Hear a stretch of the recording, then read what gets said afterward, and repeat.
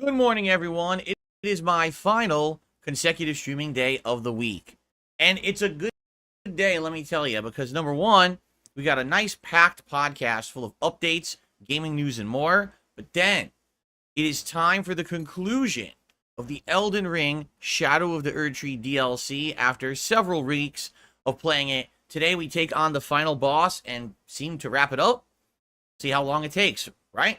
So it's going to be a great day. I cannot wait. All this and more on today's show.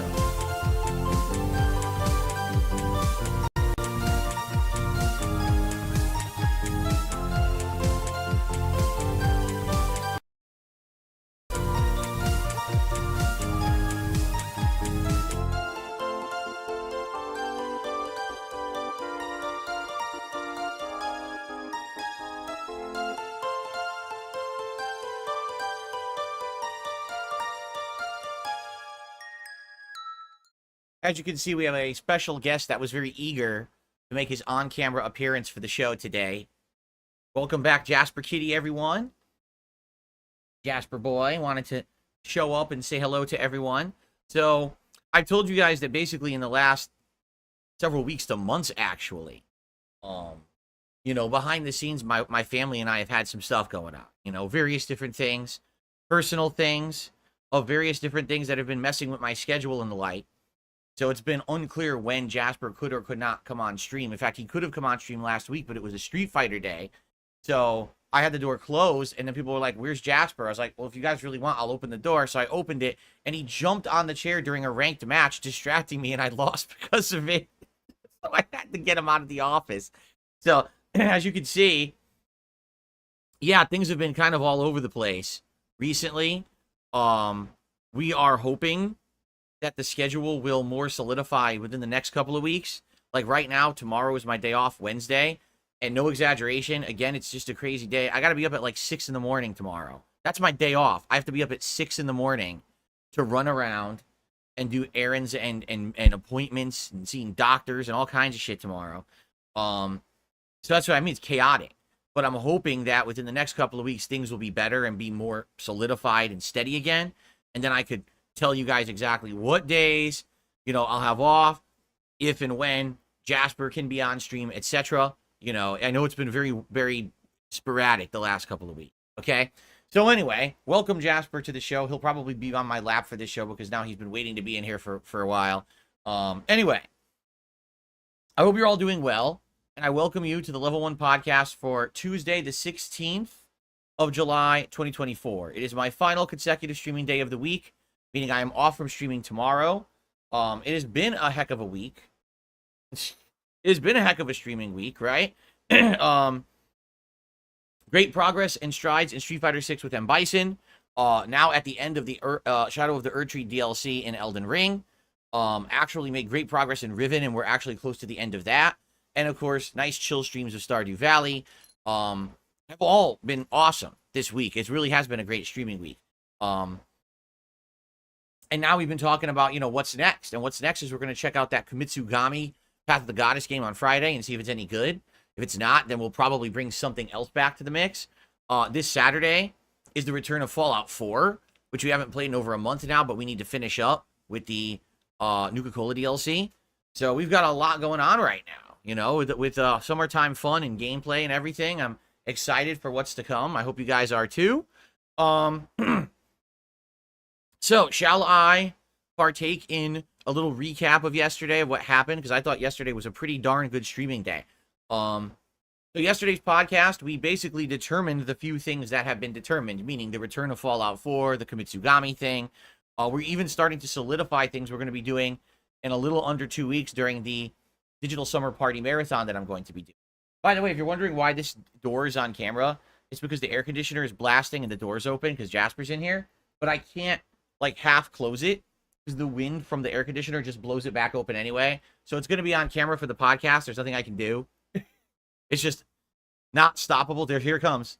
It's just not stoppable unless I had a door stop, which I think I do have a door stop somewhere around the house, but I don't know where. It's not a big deal. Oh, actually, there's a door stop right over there I'm seeing. It's not a big deal. Who cares? You can see a little bit of the door, right? Who gives a crap? All right, so So what's going on? Well, yesterday, after a fun, chill podcast featuring some game news and the like, I jumped into Street Fighter 6, okay? And FYI, yesterday was the best session of Street Fighter 6 that I have had since I started playing exclusively master matches with M. Bison. So I'm happy to report an actual positive day of wins and losses, which hasn't, happened in a while. The last couple of sessions with M. Bison that I did, actually, I lost more than I won, but mostly it was because I just kept losing to stupid Cammy pattern play. Basically, yesterday, I instituted the same thing I did when I was trying to climb to master. If I'm fighting a Cammy, and I play against a Cammy, and literally it's a pattern play Cammy, who does exactly the same thing, and half my inputs don't come out to get around her shit, I'm quitting after one game. I'm not throwing away master points because the game favors easy mode gameplay from scrubs and doesn't give me my inputs. And that actually has worked. Instead of pissing away points, I just lose one, I move on to the next match, and then usually I win the next match, so then I don't end up losing a whole ton of ranking points. Yesterday, first of all, I will say this, we had some difficulty, of all things, with casual matches. And I think the reason I'm having a problem with casual matches is because Capcom fucked it up. What do I mean by that? Well, when you play a fighting game online, there's two ways to play. Casual matches and ranked. Casual matches are just supposed to be, hey, you have an option to play a single match or more. There's nothing at stake. There's no ranking points or anything. And it's just supposed to be against anyone who's available, right? And you actually have criteria you can set up while you want better connections or whatever. But it's just supposed to be against anyone. That's the whole point of casuals. Like, if you go to casual play at an event, you could be playing someone who's awful, you could be playing someone who's good, or someone who's a tournament pro, but it doesn't matter. That's the whole idea of casuals. You get experience against various people of different levels, and that's why it should work. But what Capcom has done, Jasper, you are so not going to chew. Jasper, stop that. You're not going to chew my new joystick wire. Absolutely not. No, you're not. Leave it alone. Okay. No, what they have done is they made it so that Jasper, don't even. That's it. Already you're starting. He's been in here for not even 5 minutes. Stop with the wires right now. Leave them alone. Leave all the wires alone. Start chewing. I'm gonna start yelling and spraying. That's it. Big trouble.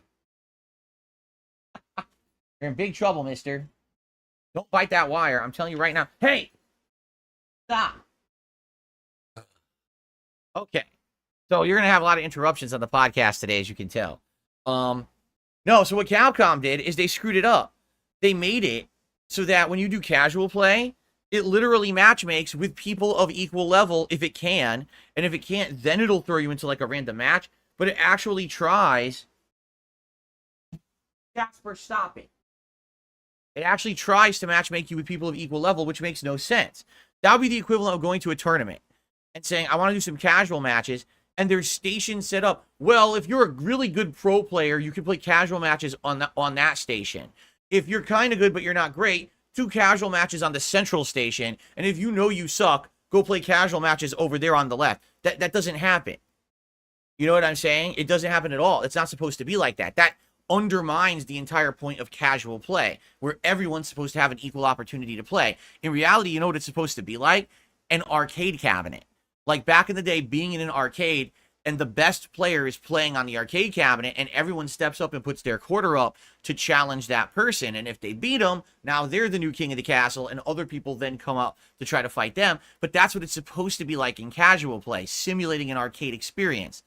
They've screwed it up in Street Fighter 6. You should not have any skill levels measured whatsoever in casual play. It's dumb that they did it that way. Because now here I am in casual play just trying to find some matches. The only purpose, Jasper, I'm not going to say it again. I'm going to spray. Stop. Jasper, stop. Gee, she will not let up today. He tried to bite every wire on the floor, and there's like 10 of them.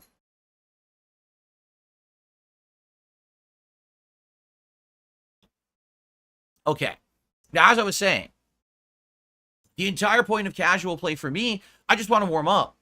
I'm just trying to get into my game, get a little bit of muscle memory back, get the rust off, right? Get the dust off the cobwebs. so that I can jump to ranked and I'm playing a little better. I just want to get a couple quick matches in. And me trying to play casual play in Street Fighter 6, it's not working. It's like I sit there and I wait and I wait and I wait and I wait. Then it gives me a match. Oh, the match cancels. And I wait and I wait and I wait. And then finally I'll get a match, and it's hit or miss if the match is good or not. Sometimes it will be a good match. Like I actually played a couple Hondas, which is good. I want variety. So playing Honda is a great thing because I've barely played any Hondas with M. Bison. I'm trying to learn the matchup. And in fact, I found out Honda's neutral jumping fierce punch is incredibly good against Bison. So I need to figure out a way around it now. So anyway, yeah, it's just like, so then I get one match. Okay, great. Time for another match. Wait. Tries to join, cancel. Wait. Tries to join, cancel. Wait. And then wireless match. And I'll just accept it. And people are like, why are you accepting wireless matches? Because I don't want to sit here waiting for 12 minutes. It's taking so long to get a casual match at this point, you know? And I tried limited, extended, and worldwide, you know, scope, and it's still doing it. So what that tells me is that, sadly, Capcom fucked up casual play in Street Fighter 6. They've made it so that it always is looking for skill level, which it never should in casual. And because of that, it's making it almost impossible to find matches at certain times of day, or certain, you know, players of your level aren't available. I mean, my Bison's now 1,560 something rank points. I'll talk about it in a second. It's going to be hard to find people in casual play playing at that level. There's not that many. You know what I'm saying? So yeah, they definitely screwed it up. So after over an hour of just trying to play casual play to warm up, I still didn't feel warmed up. I was like, this sucks because I've been playing, but I mean, realistically, how many people did I just get to play? And honestly, half the matches weren't even that good. There was definitely issues with dropped inputs and the like. So I'm like, man, I don't feel like I had the opportunity to really practice, but what am I going to do? Have my streams over, right? So then I jumped into ranked, and I will say this again, I did pretty darn good. Most matchups I won 2 out of 3, although I did lose that middle match quite a bit.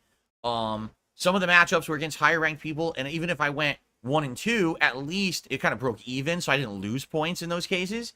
So overall, FYI, when I started playing ranked yesterday, I had 22 wins and 15 losses for a 59% win-loss ratio. That's a good ratio.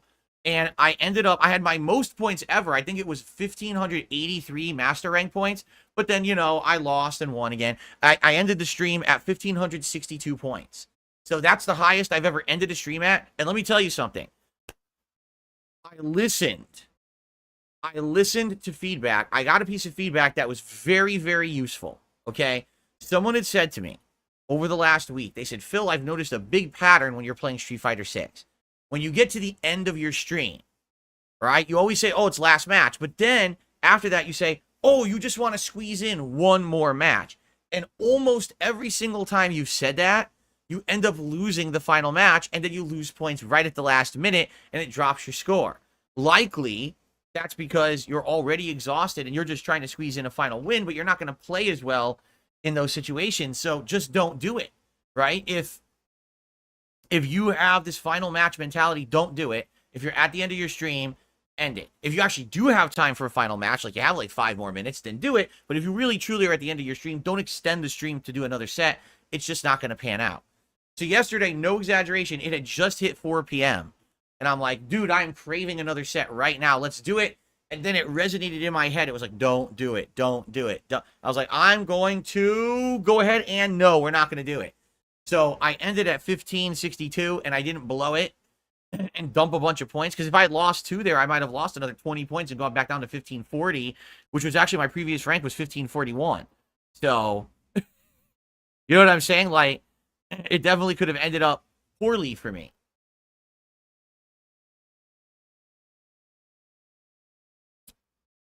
So now what I'm hoping is that each time that I play, we gain a few points. It doesn't have to be a ton, but I just want to gain a few points each set, you see? That's my goal. So let's hope that maybe next time I play, maybe I'll be 1570. The next time I play, 1580. And within a week or two, we can get over 1600, because I feel like there's going to be a threshold. And once we hit a certain amount of rank points, I'm just going to play better players from now on. I need to get past the army of cami scrubs. Because that's really the problem. It's just an army of endless pattern play cami scrubs.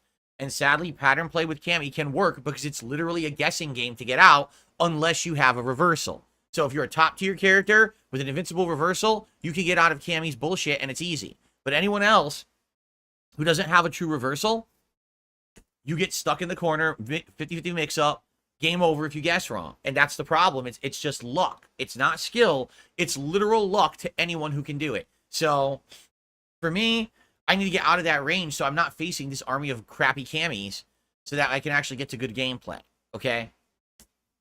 So it went well yesterday in Street Fighter 6. I was pleased that I actually had a winning record in ranked, and I actually gained rank points.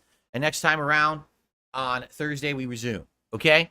Last night in Stardew Valley, basically we started fall and everything reset again. So all new crops, new events, new focuses, right? I had to basically buy a whole bunch of new seeds. I set up sprinklers. So now I barely need to water any crops, which is excellent. I'm really having a good time, now better with spatial awareness of how to do things like the farm. I got the coop going with the chickens, and that's pretty self-sufficient at this point. Basically, everything's going well in that regard. But now what's happening is Stardew Valley is becoming so complex with so much going on all at a time that it's getting hard to micromanage and remember it all because I don't play the game every day, right? So, for example, as soon as you wake up, you're supposed to watch the TV for the weather report and your luck status, and if there's anything special going on, like a new recipe or something. Then you got to go water your crops, you got to harvest your mushrooms, you got to dry your mushrooms, you got to pet your cat, you got to feed your cat with, or fill your cat's water bowl. Then you got to go to the coop, you got to make sure the chickens are fed and touch each of them so that the affinity goes up. Then you got to gather their eggs, you got to make mayonnaise, you got to put the eggs away. Then you got to go check on your crab pots, you got to see if you have any junk in your crab pots and put that into your recycler. That's the things you just have to do before you even start with anything you want to do during the day.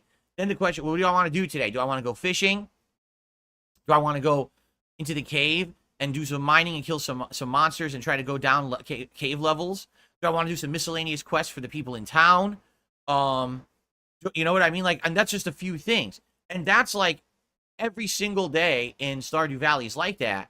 So here's the thing. When I started playing Stardew Valley 20 hours ago, it was more like, okay, I'm just going to relax with the audience. We'll talk. We'll have some conversation. We'll hang out while I play. And a lot of people gave me good advice. Said, pause the game if you're going to talk because time keeps progressing. So, I'm learning those ins and outs of what it is or whatever, right? And then what happened is now the game's gotten so complex, it's actually getting harder to interact with my audience. Like, my audience wants to come and chill and talk with me, and they're all tagging me in chat, and I'm like, I can't really pay attention because, look, I have to do 17 micromanaging things first as time is progressing before the whole day passes, So what I think I'm going to start doing, all right, when I play Stardew, I think after each task that I do during a day, I think what I'm going to do is, like, turn back to the audience and then talk for a little bit by pausing and then go back. So what I'll do, like, okay, you wake up a new day, check the TV, go water the crops, do the eggs, all that. Then pause the game for like 5 minutes and just turn to the audience and talk to you guys and see what you're talking about. Maybe some people have good advice for the game. Maybe some people just want to talk, shoot the shit, whatever it is. I think that's what we're going to do because otherwise, me trying to juggle them both at the same time, it's not working. It's too much to do. And then what ends up happening is someone will be like, oh, well, did you do this today? Oh, no, I totally forgot about it. I forgot it was even in the game. Shit, I was supposed to do that today, right? Yeah, now the day's over, so now you got to try to do it tomorrow. Oh, wait, tomorrow it's raining. You got to fish, so now that's off. You can't do that. And the next thing you know, 10 things have happened, and you've already forgotten everything you were trying to do. Like right now, I couldn't even tell you what our goal is in Stardew Valley. I can't remember. Are we saving up for something? Like, are we saving money to buy something? Or are we trying to do a barn so that we can get livestock, like, and make milk? Or am I trying to buy the fishing pole, the better one that you could use the spinner on? Or I can't even remember. I literally can't remember what we're doing. And that's what I mean. Like, I feel like my brain gets scrambled playing the game now.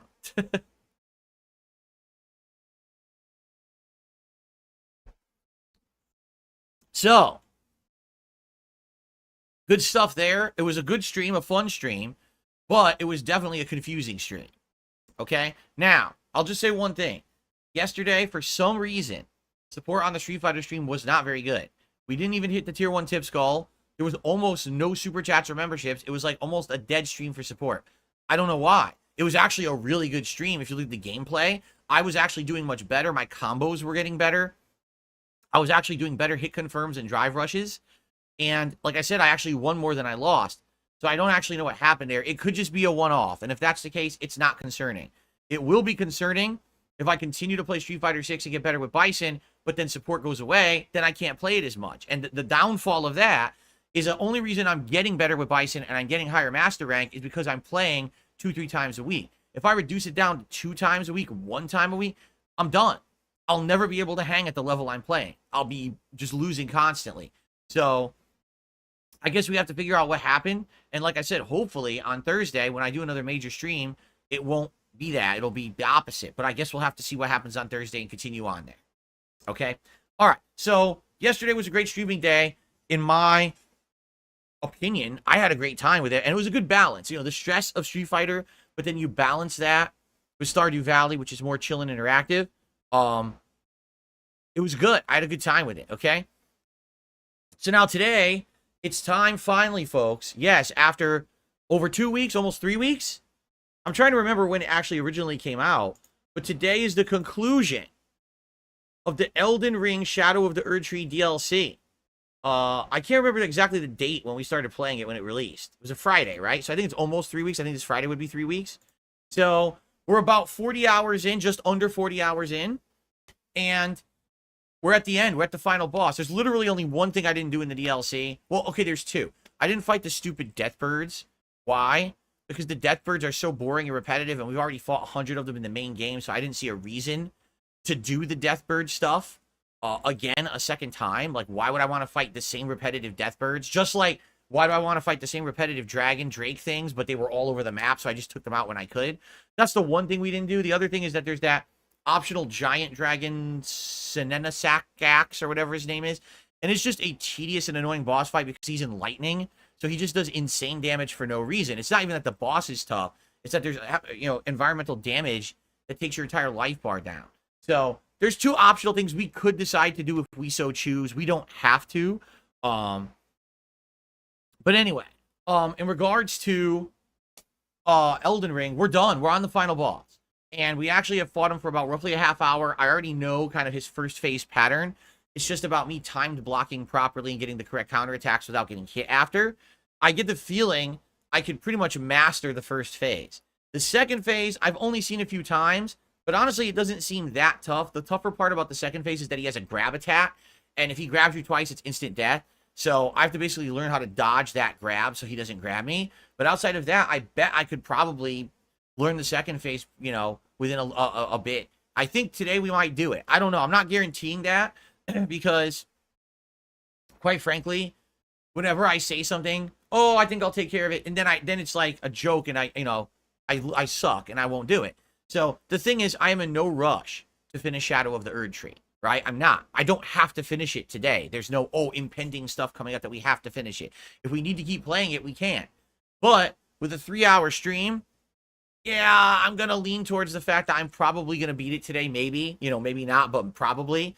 And if we end early, it's up to you guys what you want. Like, do you want me to go back and try to fight the death birds? Do you want me to go back and fight that dragon boss? Or do you want me to go back to the main game and beat the final boss of the main game, which I didn't beat, remember? I had gotten to him, but then we ran out of time, and then I never went back to fight him again. So do you want me to beat him? We could do that using the new builds that I got from the DLC. See how easy or hard it is trying the new builds from the DLC against the true final boss, right? So we have some options, but again, it all depends if I actually beat the final boss of the Elden Ring DLC today or not. It's going to be pretty epic. You know, there'll be probably some rage, so it'll be pretty fun. But I'll be honest, I think it's more anticlimactic because this entire DLC has not been nearly as difficult as people made it out to be. You know, everyone's saying, oh my god, the game is so hard. Nothing about this DLC has been hard. I'm just being honest. It's been challenging, but none of it's been like, oh my god, you really crushed me difficult. I haven't needed to summon to beat any boss. There was a few I summoned because it was part of the story, but I haven't required a summon to beat anyone. It's all been pretty fair, I feel. Like, the most unfair part is the 4v1 fight, but you're supposed to summon for it. Like, that's the whole point of the fight. What? Ellipsian says, you can also use Torrent against the final boss now? Why? Why did they do that? They added the ability to use torrent during the final boss. That's weird. That's a weird addition. Anyway, so yeah, I don't feel like anything in Shadow of the Erdtree has been too particularly challenging. Just being honest, like, have I been stuck on anything? There hasn't been a single boss that's taken me more than, say, 20, 30 minutes to beat. Probably the final boss will be the one that will take me the longest. But, you know, it's because I played it in a way that I feel like they designed it. They want you to explore, find new weapons, respect to use them, look and find the Scadutree pieces, level up with the Scadutree fragment upgrades, right? Don't ignore game mechanics. Actually use the game mechanics presented to you. Why else are they in there, right? So I don't think it's been a big deal, quite honestly. I guess we'll see how it goes today. Maybe I'll beat it, maybe I won't. Again, if I don't, if he actually whoops my butt, maybe there's a super final ultimate attack that I'm not aware of that I won't get past, and so therefore it's going to take me hours and hours to learn it or whatever. But it should be a good time trying to take out the final boss, and if we have extra time, we'll just do some extra things. Okay? Tonight on the late stream, it is Riven Remake. I keep calling it remastered, but I actually think it's a remake because they're actually remade the game in full 3D. For what I'm to understand, we're right at the cusp of a brand new, exciting part of the game because there's going to be like something that's going to happen in the plot that's going to make it be longer than it looks. Like right now, I'm almost done with everything that's been in the game. There's a few puzzles I didn't solve, but most of them I did. So apparently something's going to happen in the plot that's going to extend the length of the game tonight. I don't know what it is because I haven't spoiled myself, but I'm excited to see what it'll be tonight. I hope you'll join me for that. 6:45 p.m. Pacific time for more fun Riven Remake, okay? I'm off from streaming tomorrow, but when I return on Thursday, it is more Street Fighter 6 with Bison on the Victrix joystick, which, by the way, the Victrix joystick so far, 2 huge thumbs up. I love it. I love the feel of the stick. I love that it's cold aluminum. It doesn't really get dirty. It's responding fine. I like the features. It seems to be an amazing joystick. I'm really enjoying it. Thank you so much to the person who donated it. And I'm looking forward to many more sessions with it. Okay? So, Street Fighter 6 on the day stream on Thursday, and then Thursday night, more Stardew Valley. Friday, we're going to try a new game, this Kunimitsu Gami, Path of the Goddess. It comes out on Game Pass on Friday, and I figure, why not give it a shot just to see what it is? If we don't like it, we don't have to keep playing it. But I'm interested to seeing what exactly the game is supposed to be. I think a lot of people are kind of like that. They're like, we have no clue what this game is. We want to see people play it, try to figure out what it is, right? So, yeah, let's explore with that game on Friday, see if it's any good. Friday night will be Friday Night Fights. Saturday is the return of Fallout 4, where we'll go back to the Nuka-Cola DLC. And then Saturday night will be likely the conclusion of Riven Remake. Sunday is React Day, okay? And then next week, what we're going to have to do is figure out, do we want to continue on with this Kunitsugami game? Or do we not like it? And do we want to play something different? And that'll help determine what will the schedule be moving forward for the end of July into August. Okay? Sound good? All right, cool. All right, guys. I need like 2 minutes to get Jasper Kitty out of the office, and then I'll be right back, and we'll continue on with the podcast. If you don't mind, I'll be right back.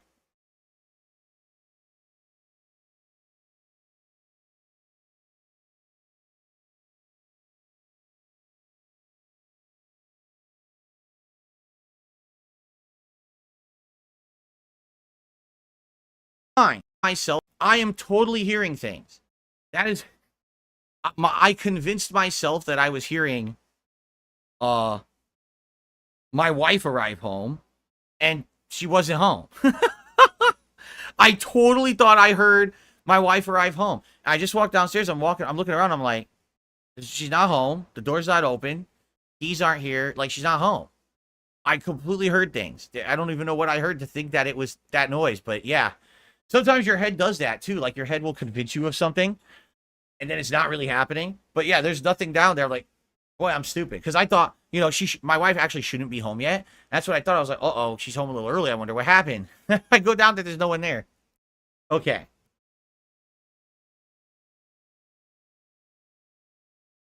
Jasper, you all right? He's fine. Okay, let's continue. Okay, so that's the schedule for the week, guys. Now, other things coming up. As you know, the Digital Summer Party is coming on, hold on, on Saturday, July 27th. It's an all-day marathon event here on DSP Gaming. There'll be food, there'll be fun, there'll be games. There's probably going to be a tier maker. It's going to be an all-around fun event. I'm excited for it. I hope that you guys will join me. Mark your calendars. I haven't had one of these in a couple of months, so it's always good to have a nice little marathon during the show, to break up kind of everything going on. So that's coming up. Keep in mind, in the month of August, there's going to be multiple React events that I'm going to be doing over on my React channel, DSP Reacts, including I'm going to be reacting to the documentary coming up about Review Tech USA by June the King, and then later on, I'm going to be doing the reacting to my own documentary from June the King. So should be interesting, okay, to say the least. I haven't done the long-form React stuff in a very long time, so to go back to it and bring it back into the mix for variety, that should be pretty fun. And over on the DSP Throwback channel, all right, FYI, if you're not aware, this just happened. Dante's Inferno just premiered, not even 2 hours ago. The first part of Dante's Inferno playthrough part 1, an hour-long part, just went live on DSP Throwback. So if you were interested in seeing that playthrough, which has been banned from the internet, I wish that was a joke. It's not. The playthrough originally was released in 2010. When I tried to put the playthrough on YouTube, YouTube removed it, citing community guidelines. Now, back in 2010, YouTube was a very different place. All the rules were very different. Today, you can put adult-oriented content on YouTube. It just has to be flagged as such. So, for example, this video is already flagged as adults because it has nudity and gore, so I can't monetize it.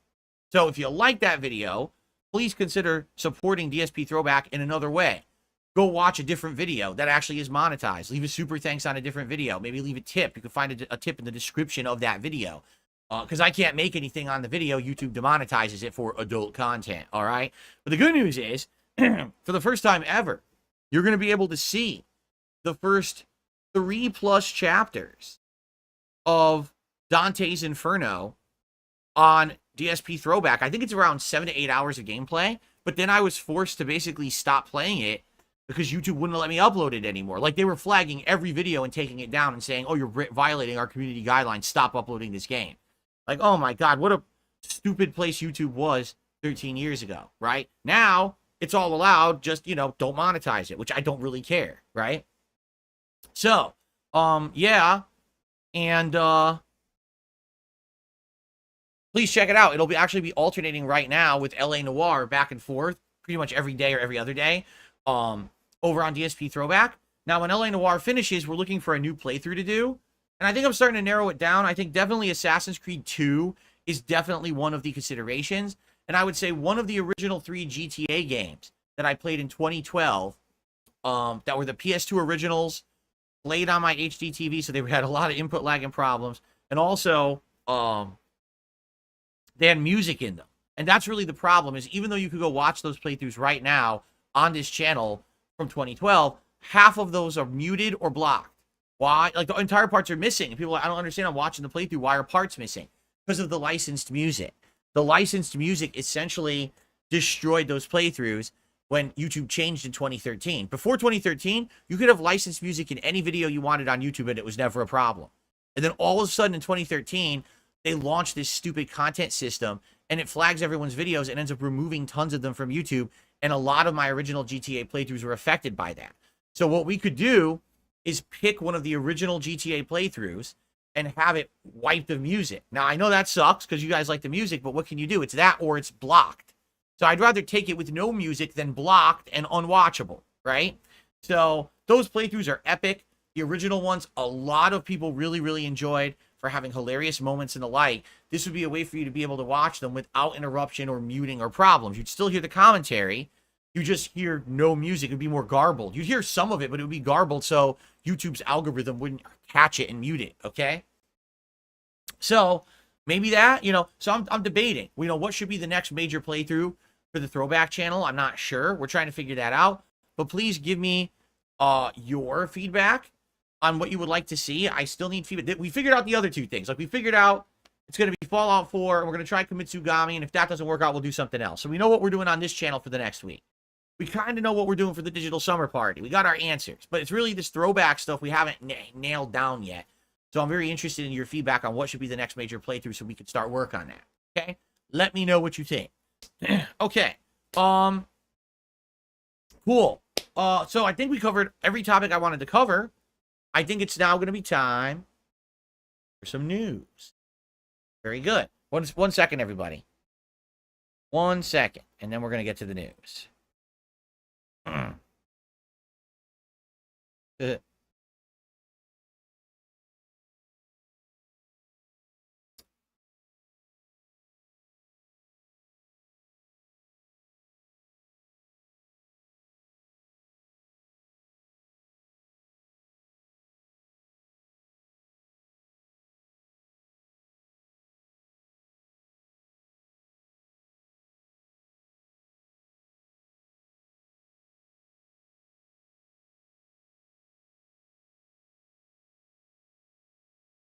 Okay. Sorry, I just had something here I had to read quickly. Okay.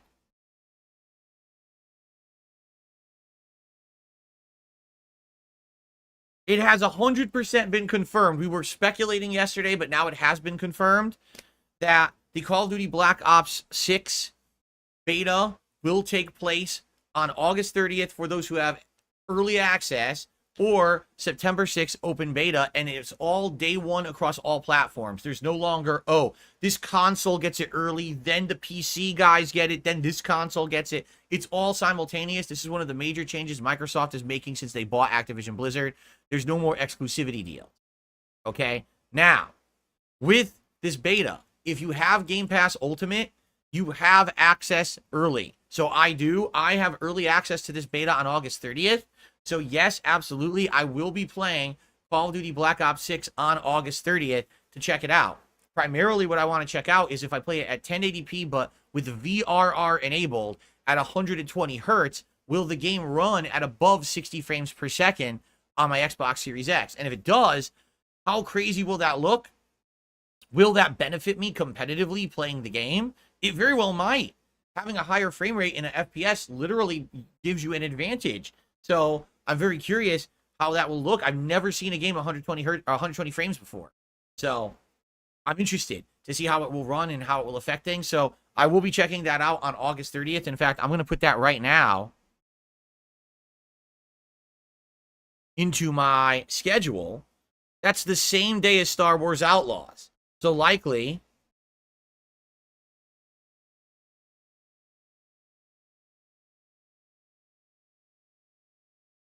I'll probably do like Star Wars Outlaws as the day stream, and then I'll probably do Call of Duty as the night stream that day. Good variety. That's going to be a heck of a day, huh? Cool. Okay. Now, we have been talking about recently that Microsoft is pushing getting Game Pass and being able to play games without a console. One of the things they've been advertising is if you have an Amazon Fire Stick for your TV, which is this little stick that plugs in via USB, and also you need HDMI plugged in, I think. I can't remember. It definitely uses USB, but I don't know. It has to have an HDMI, because that's how it gets it as an input, correct? Yeah, it uses it as an input on your TV, I believe. So, yeah, they're advertising now you can play Xbox games cloud streamed onto your Fire Stick through your TV. Now that's interesting, right? You're saying you don't want us to buy your Xbox console anymore? What strategy is this? Right? Are they not trying to sell consoles? It's confusing. Why are you selling consoles then? You're saying you don't need it, just buy a Fire Stick and plug it into your TV. Now here's the thing. I don't know how well it works because, number one, I'm going to be honest with you. When I watch TV on my Fire Stick, it's not even that good. Like, the quality is good, but a lot of the times the menus lag. It has issues. There's this weird issue. Just listen to this, okay? So, my wife and I have been watching BattleBots. All right? We really like this show. And we've been watching it now for over a month, actually. We've been going through all the various seasons of the show. Every single time that we boot the Fire Stick and we go to watch BattleBots, it goes back to Season 4 and this particular episode. And it auto-plays that episode. We don't know why. It just does. We're 4 seasons ahead. And it keeps going back to Season 4 this one particular episode and just plays it nonstop. And this isn't the first time. When we open the YouTube app on the Fire Stick, it'll random play something that we didn't select. It thinks we did, or it thinks we remembers that we want to watch it, but we don't. And it does this every app we open on there. It has this issue. So the Fire Stick is not smooth. The menus can get really laggy and wonky. And that's just the Fire Stick running menus to play video. Now, can you imagine your Fire Stick trying to cloud stream a video game? This is not a sophisticated piece of technology. It's just a little thing running an app. You know what I mean? It's like a thumb drive running an app. And they're acting like this thing's going to be able to stream a whole video game. I mean, hell, on the PlayStation 5, using PlayStation Plus Premium or Platinum or whatever it's called, you can stream PS3 games. And we tried that with Infamous 2. And it worked, but it was pixelized. Remember, it was very, like, not sharp at all. But it worked. It was a little delayed, but it definitely was playable. The way that they're pushing this streaming capability is like, it's just going to work perfectly and beautifully out of the box. Buy a Fire Stick, buy a controller, plug it in, done. If you don't believe me, today they started selling a bundle on Amazon. It's an Xbox controller. Oh, mine's over there. An Xbox controller, a Fire Stick, a remote control to activate the Fire Stick, and a Game Pass Ultimate subscription for $78.99. So it's a button. They're yeah, just out of the box. You'll just be able to play whatever you want. Go ahead. And I'm like, wait a minute. I don't believe that. I just don't believe this. I don't believe this is going to work like that. I think what's going to happen is people will buy it, plug it in, try to get it to work. It's going to lag. It's going to be fucking dropping and shit. Because really, it depends on many factors. How good is your internet? I mean, let's also be honest. What about your TV?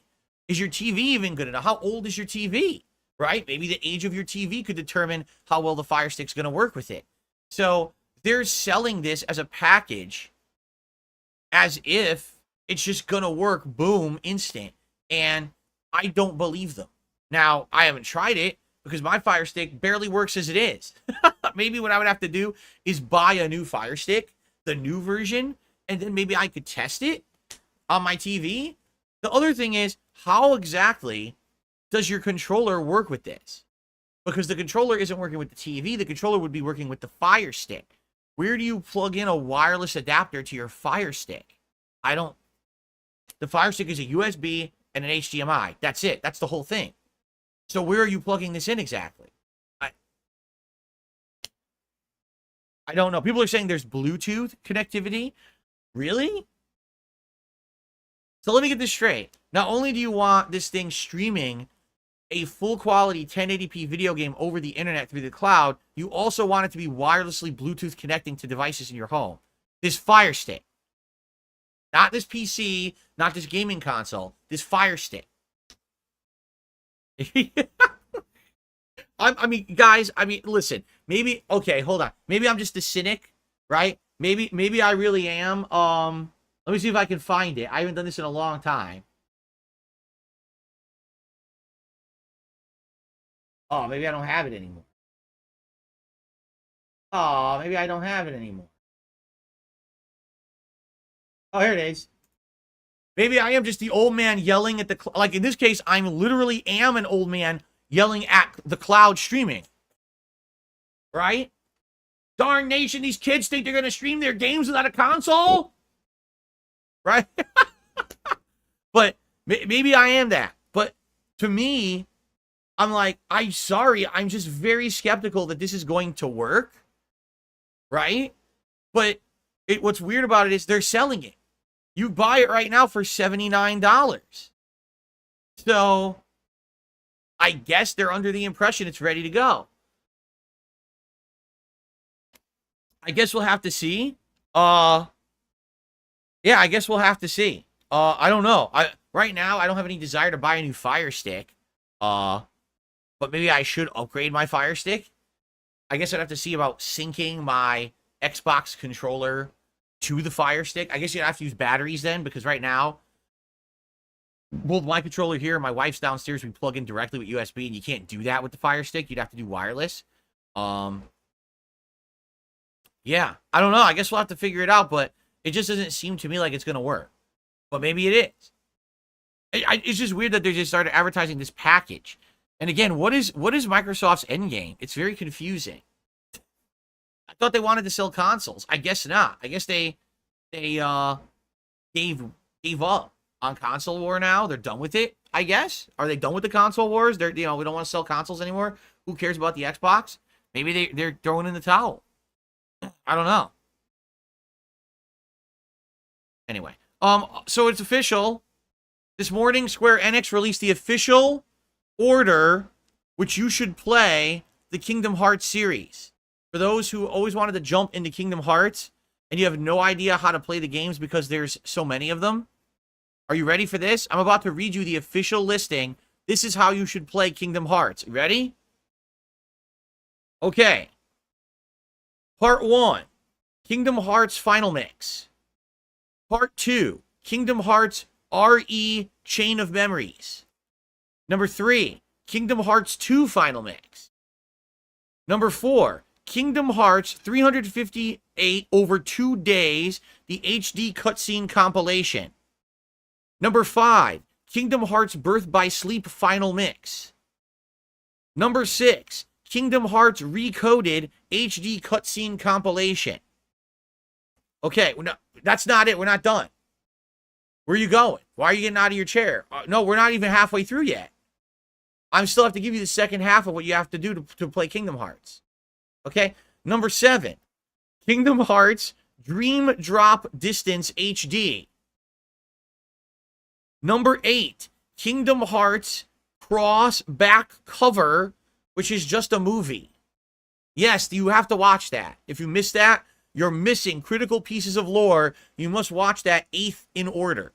Okay? Number 9, so don't skip the movie. Number 9, Kingdom Hearts 0.2 Birth by Sleep, a fragmentary passage. What is that? Don't ask me. I'm just reading the official guide. That's number 9, what you must watch. Okay? Number 10, Kingdom Hearts Union Cross views the story in the theater. What? What is that? What does that even mean? Kingdom Hearts Union X or Union Cross Dark Road view the story in the theater. What?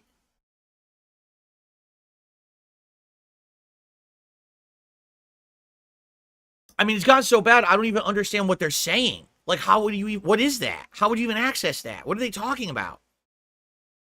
All right, let's continue. Kingdom Hearts 3 is number 11. So you go 1, something else, 2, 10 other things, 11. Yes, you have to do 8 other things before you can play Kingdom Hearts 3, apparently. That's what they're saying.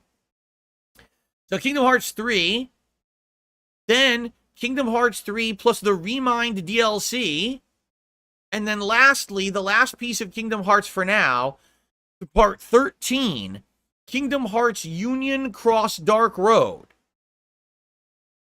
Not the story in the theater, the actual game, whatever that is, which I've never heard of. So yes, I'm not kidding you. You have to do 13 things in a specific order to make any sense of the plot of Kingdom Hearts. They thought that was a good idea. That was a good choice for consumers and gamers. Right.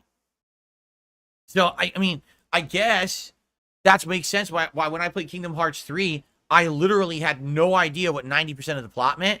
Because literally, according to this, there's 1, 2, 3, 4, 5, 6, 7 things I should have played or watched or both between Kingdom Hearts 2 and 3 to understand the plot of 3. That is the worst story in gaming. Can I just officially say that now? That is actually, like, undoubtedly the absolute worst narrative ever in gaming. That is the worst way to distribute a story. That is the most joke of a way to present any kind of anything enjoyable. They are morons. I don't care if it actually is the best story ever. If you do that in that order, it's still the worst story because they're a bunch of fucking idiots who don't know how to deliver a narrative. That is stupid as shit. Okay. So let's delete all that shit off my phone. We got one more story for today. Okay. The last story for today is that we finally have an update from The Witcher 4. That's right. CD Projekt Red has said they're working on many projects. There's actually original Witcher remake they're working on. They're actually working on the sequel to Cyberpunk 2. However, out of all of their projects that they're working on right now, The Witcher 4 is in the most advanced state of development. Meaning, yeah, guess what? Witcher 4 will be the very first game that they pump out next. You're not going to see anything else out of CD Projekt Red until Witcher 4. Now, for me, this is good and bad. And here's why I say that. It's good because Witcher 3 was outstanding. I think we can all agree that, right? I think there were some things about the game that weren't as good as other people said. Like, I actually still feel the combat of Witcher 3 was actually not that good. But the story elements, the world building, the graphics, the insane amount of questing that was all meaningful, the side content, it all blew you away. At the time, it was so good that almost every other studio making an RPG decided to change their whole methodology and try to copy Witcher 3. I mean, Assassin's Creed changed from being a stealth franchise into an open world RPG like Witcher 3 for 3 whole games, right? Now, the double-edged sword here, all right, is that a lot has changed since the release of Witcher 3, correct? I wonder how good Witcher 4 is going to be. When we just saw what happened with Cyberpunk releasing completely broken, it took so many years for them to even update the game to be what they had promised. For me personally, I still don't like it, but that's my own personal take. That's subjective. A lot of people like Cyberpunk now since the release of Phantom Liberty, right? I'm nervous that this game will come out and will not be so good at launch. And it'll be another situation where they'll fix it or they'll add content to make it better. But I really hope they have learned their lesson from Cyberpunk, right? Like, they know that the games that they put out are going to have giant expectations. And especially after the Cyberpunk debacle, all eyes will be on them, correct? All eyes will be staring directly at them saying, this better be good, because you really screwed up last time around with Cyberpunk. So I really, really hope it's going to be good. The other problem is, I'd say, culture has changed. Witcher 3 came out a very long time ago, almost a decade ago. And in that last decade, we've seen a lot of things change in culture in general, in gaming. Are they going to deem it too risque to be doing certain things now in the plot that they used to be okay with? You know what I'm saying? Without saying it outright, do you know what I'm saying? Like Witcher, all the Witcher games always had these kind of risque plots and things. And now, with Witcher 4, is it going to be totally different, right? So, I don't know. It makes me a little nervous that the game will not live up to the expectations that it built 9 years ago with Witcher 3. But hopefully it will be good. Hopefully the game comes out, it's not broken, has tons of content, it works fine, it's got good plots still, they haven't ruined it. You know what I mean? And I'll be honest, I also hope that they do have good elements of combat this time. I honestly think that the last Witcher game's weak point was its combat. It should have been a lot better. For what it was way more simplistic and just silly with, oh, here's a bunch of fucking cocktails and potions and brews and shit. Like, fuck this. Just make the combat fun, you know? And it just didn't feel that fun to me. Everything else about the game was great. The combat just felt like meh.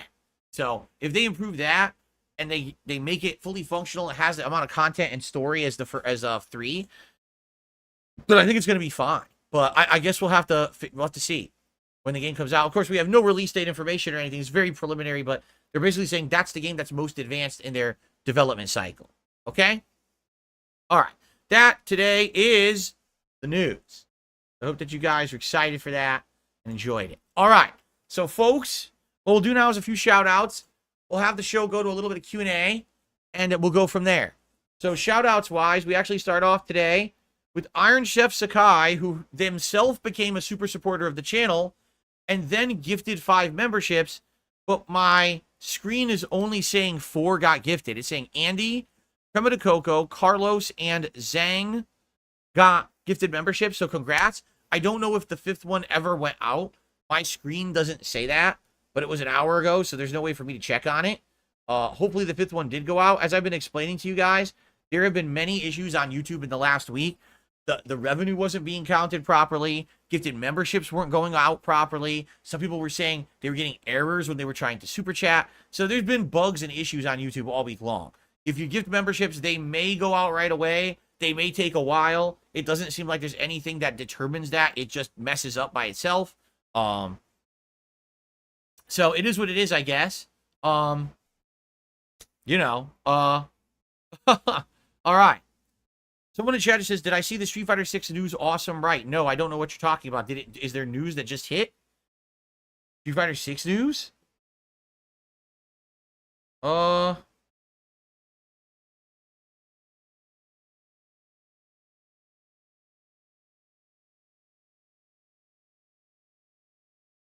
I have to look. I don't see anything right now.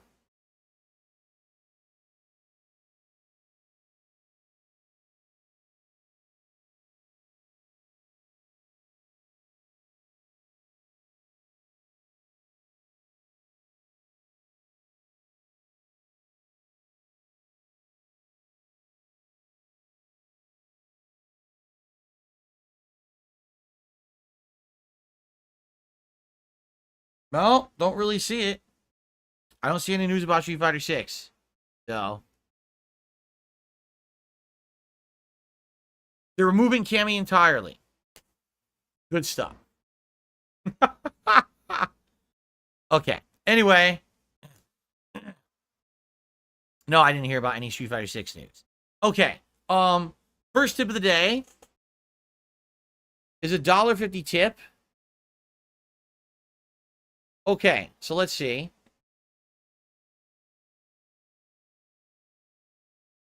This is completely false, but I'll read it anyway. What are your long-term plans for Street Fighter content? I feel like it's gotten stale. Every stream is the same thing. You're clearly unhappy with the game. When's the point that you'll say enough is enough and the game gets dropped? I think it would make you a lot happier and help your mental capacity. Okay? So, obviously, number one, you don't understand fighting games. I'm just going to be honest with you. Because you should see what it used to be like back in the day in the competitive fighting game community. With fighting games, all right, it's always a love-hate relationship. You understand? Like, I love fighting games. They've been a part of my life since the early 1990s, correct? I mean, I've been going to arcades, playing them. Then I started traveling to participate in tournaments and the like. And then, I started covering them for YouTube, right? And then for the long time, I really didn't cover them that well. But now for the last year, I've had very heavy coverage of Street Fighter 6, correct? We can all agree here. Now, in regards to Street Fighter 6, yes, you're absolutely right. This game causes me to rage a lot, but it's for good reason. It's because I actually have passion for fighting games. If I didn't care about fighting games, I probably wouldn't care about the game. I'd be like, fuck it, I lost, who cares? But when I lose because my inputs drop, which is unacceptable for a competitive game, when I lose because someone can literally learn an easy mode pattern and just guess random inputs 5 times in a row and hit you each time on a guess, that shit drives me nuts because that's not what the essence and core of fighting games ever was meant to be. And what it means is that the people who are in charge of modern fighting games are fucking idiots who don't understand what's competitive in a fighting game. Guessing 5 times in a row is not competitive in a fighting game.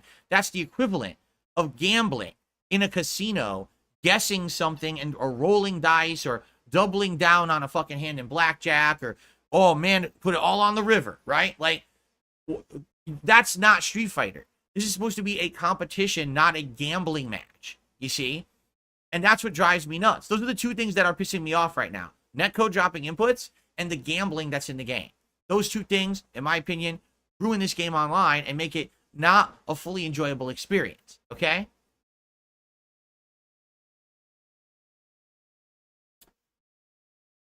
However, what you have to understand is that fighting games have always been like this, just at different levels of capacity. Back in the day, when I used to play arcade games, it was the same thing. You'd yell at the controls when the fucking joystick or the buttons on the arcade machine weren't working very well, which happened all the time, by the way, because what you don't understand is, you know, right now you play a fighting game, it's like, oh, it's my own joystick, right? You're the only one using it. Back then, you go to an arcade, you don't know how many fucking people played on that cabinet. You don't know who smashed it or got pissed off and was mashing the buttons and broke it. And now you're using something that's faulty.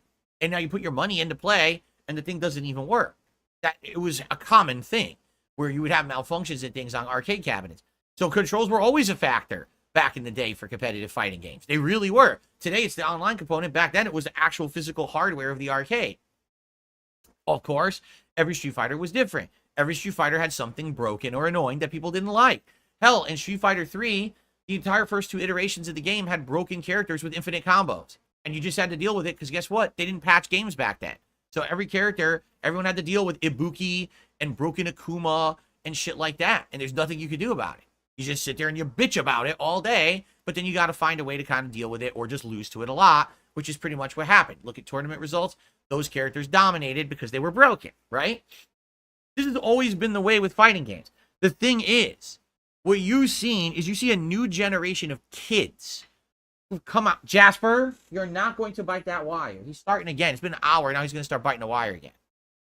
What you're seeing is a new generation of children, okay, who've come out with a different mentality of what fighting games are. They don't even understand where fighting games came from. They haven't played the classics. They haven't learned the history. They started playing Street Fighter with like Street Fighter 5. So to them, these issues, oh, dropped inputs, who cares? Just do the flowchart again, right? Who cares if the flowchart dropped? Just do it again. It's safe, right? Oh, you guessed wrong. Oh, big deal. I'll guess right the next match and I'll win. That's their mentality. They don't get that fighting games used to be something better. They don't even understand what it means when you explain to them these fundamentals of what's neutral, right? What's a zoning game? What's that? Never heard of it. Right? They don't know. They really don't. They wouldn't even understand how to explain to you what those things are. They can't. Okay? So that's what pisses me off about modern Street Fighter. But in previous Street Fighter, it was the same. There was always something that pissed you off about a fighting game. Always. And you know, the difference was back then, you would just play with your friends at the arcade and you rant and rage at the game and you yell when you lose and you go home and no one cares. Today, I'm honest about this stuff on the internet. I'm one of the few people who is honest about it on the internet because I have no stake in it, right? Back in the day, this was a common thing that happened all the time at arcades, at tournaments. Everyone bitched about fighting games and how imperfect they were and how they wished that they were better. Today, everyone just kisses fighting games ass because that gets more views. That gets more sponsorships. That gets more money. More fucking team signings and fucking bonus pay for joysticks you kissed. You know what I'm saying? If you're overly positive about fighting games, you'll get commentary jobs and you'll get this thing and that thing. If you're honest about fighting games, you get nothing and no one cares. Guess what? I'm not going to get all that shit anyway. So I'm going to sit here and be honest about fighting games. I am. I'm not going to lie about fighting games and tell you that they're perfect. They're not. They have flaws, and these flaws should be called out, and these flaws should be criticized, you know, fairly, not over the top being unfair. I'm not here to tell you that Street Fighter 6 is an awful game. It's definitely not. In fact, Street Fighter 6 is so much better than 5. That's kind of why, even though there's things about 6 I don't like, I'm just so happy it improved from 5 that I had to, you know, remember 5, I had to skip fucking Street Fighter for 7 years because it was so bad. So to me, I'm just happy to have something better that I can still enjoy. Even if it's not exactly how I would like it, it has factors in it I really don't like. I still enjoy the game. Right? Now, in regards to me playing it and getting frustrated and saying I don't enjoy it, you're wrong. If I wasn't enjoying Street Fighter, I wouldn't be playing it. Seriously, why would I keep playing it? I do other shit. Guys, there's a million games I could be playing right now. There's so many games that I've skipped or didn't have opportunity to play or whatever, and it's summertime now and there's not a lot of new releases. I could easily be playing them now. But I really like Street Fighter 6. That's why I want to keep playing it and get better. Look, Bison is my best character. He is. I'm doing better with Bison than I did with any other character. I got the most ranking points. I'm getting the most wins in Master Rank. I'm getting better. I am. I'm improving my game. Every time I play, there's a new improvement. There's something better I'm doing, right? So why on earth would I be like, I don't like this game. I'm going to stop playing it now. Huh? Now, I'm still going to be honest about the things that frustrate me when I play, but that's not the entire time I'm playing, right? What it is, I hate to say it, people like you, the person who typed $1.50, you only focus on the negative. You literally ignore all the positive. All the time I'm having a good time with the game, the good matches that I'm having, right? The fact that I win more than I lose, I've got ranking points going up. Oh, ignore all that because Phil complained a few times when he was playing. No. How about you actually stop being a negative asshole? You stop watching negative montages of me on detractor channels, and instead you actually watch my content. Because if you were actually there for the stream, you would see that I am enjoying myself, and that's why I continue to play. It's definitely rough at times, but I'm having a good time with it. But stop trying to formulate a narrative based around toxicity, based around idiocy, to tell a story that's not true so that someone can make detractor content and make money. Because all you're doing is you're showing how dumb you are. I'm sorry, you are. You're showing how stupid you are to buy into that bullshit. Hell, I bet you would just tell me, oh, I suck at the game too, so why bother playing it, right? I don't suck at the game. I have 6 characters at fucking Master. I have Bison, who I'm doing really well with and hanging with people way above my level. I don't... let me put it in perspective here, folks. All right? I have 6 characters in Street Fighter 6 at Master. All right? I am consistently able to beat people at Master level, even at casual and at ranked. Okay? Folks, I haven't played a fighting game offline in over a decade. Should I repeat that so that people can understand? I have not played a single person in a fighting game off of the internet in over 10 years. And I'm hanging with these people who probably play these fucking games all the time as a hobby. These people who sit there with their friends and they lab it out and they have practice sessions and they go to tournaments and shit. I'm the same level as them. And I haven't played a game offline in 10 years. So it doesn't matter how you want to try to spin shit. I'm pretty good at Street Fighter 6. Okay? I'm not tournament level. I'm not going to go to any tournament and win. But I'm pretty damn good in Street Fighter 6. All right? So I don't want to hear this bullshit. I don't like the game, and obviously it frustrates me. What's my goal? Here's my goal. I will play Street Fighter 6. I will get better at it. I will like it. And you will stop watching detractor content and spouting out that bullshit on my stream because you're an idiot. That's my goal. Okay? Thanks.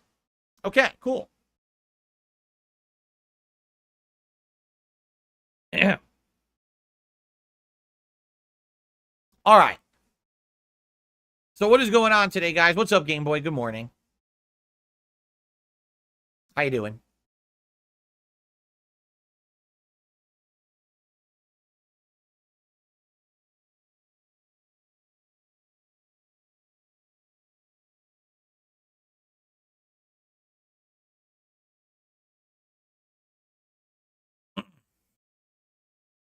Okay. By the way, I should say this too. The amount of time that I spent playing Street Fighter 6 is not even a fraction of the time I used to spend playing fighting games back in the day. It's not. Because I used to actively be traveling, playing in tournaments. Every single weekend, I'd spend entire sessions at arcades, whether at my local mall or my actual local arcade in my neighborhood. And then I'd be traveling to Chinatown to play people in New York City, traveling to 8 on the Break in Dunlin, New Jersey to play people there. During the summertime, traveling all over the place to play at various tournaments. Like, this was just how it was. That was the lifestyle. Is your hobby with Street Fighter was all you did when you weren't either working or in school. It was Street Fighter time, right? Today, I'm balancing Street Fighter with so many other things that I'm not even putting in like half the time that I used to playing Street Fighter. And I'm still that good. So can you imagine if I actually was like the people who I'm playing online, putting in 2-3 times as much time, playing offline, traveling, I probably then would be winning tournaments. But I don't have the time, dedication, or desire to do that. I don't care about going to EVO and placing. I don't care about going to a local in Seattle and placing. It all means nothing. It's all frivolous nonsense, you understand? It really is. However, I have one little space where I can vent about how I feel about the state of fighting games, and I can tell you what I think should be better, and that's my streams where I play Street Fighter 6. And you're going to continue to get that honesty from me when I play it. And if you don't like that, don't attend the streams and stop watching detractor content that puts it out of context because you're a fucking idiot for watching it. No, I've never been to Japan.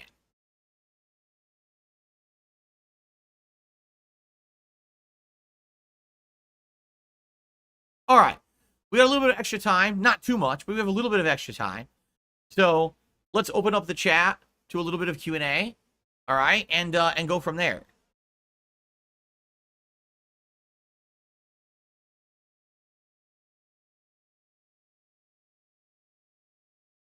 Do I like Street Fighter 6 Bison more than his older iterations? Yeah, he's pretty darn good.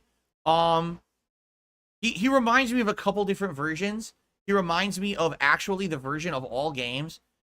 There was SNK. There was the SNK crossover, SVC Chaos. He actually reminds me of Bison from SVC Chaos a bit, which is weird. It was the SNK version of Bison. And he played weird, like this version kind of plays a little bit like that with some of the stuff that he's able to do. I wonder if they took some inspiration from that version of Bison. He seems like a hybrid. He's definitely way different from Street Fighter V Bison, right? Didn't Street Fighter V Bison have all the fucking psycho power waves and shit? And this version doesn't have that. I think I like him better than Street Fighter 4 Bison. I didn't really like Street Fighter 4 Bison. That was actually a character that Min, remember Min from back in the day? He really liked Street Fighter 4 Bison. That was his main.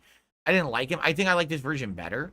But obviously, my favorite version is going to be Super Turbo Bison, who has all these combos, tricks, kicks, throws. Super Turbo Bison. Again, Super Turbo versions of characters are kind of like almost the epitome. They're the balance of style, but also like classic gameplay. What Street Fighter cabinets did I play in Chinatown? Oh, all the big 4 games. So any versus games, that were out at the time: X-Men versus Street Fighter, Marvel vs. Capcom 1 and 2, Street Fighter 3 Third Strike, Super Turbo, and Capcom vs. SNK 2. Those were the big 4 that everyone played from like 1999, 2000, all the way through 2009 when Street Fighter 4 came out. Those are the only games that were out. Like Capcom didn't put out anymore. So we just all played those games nonstop.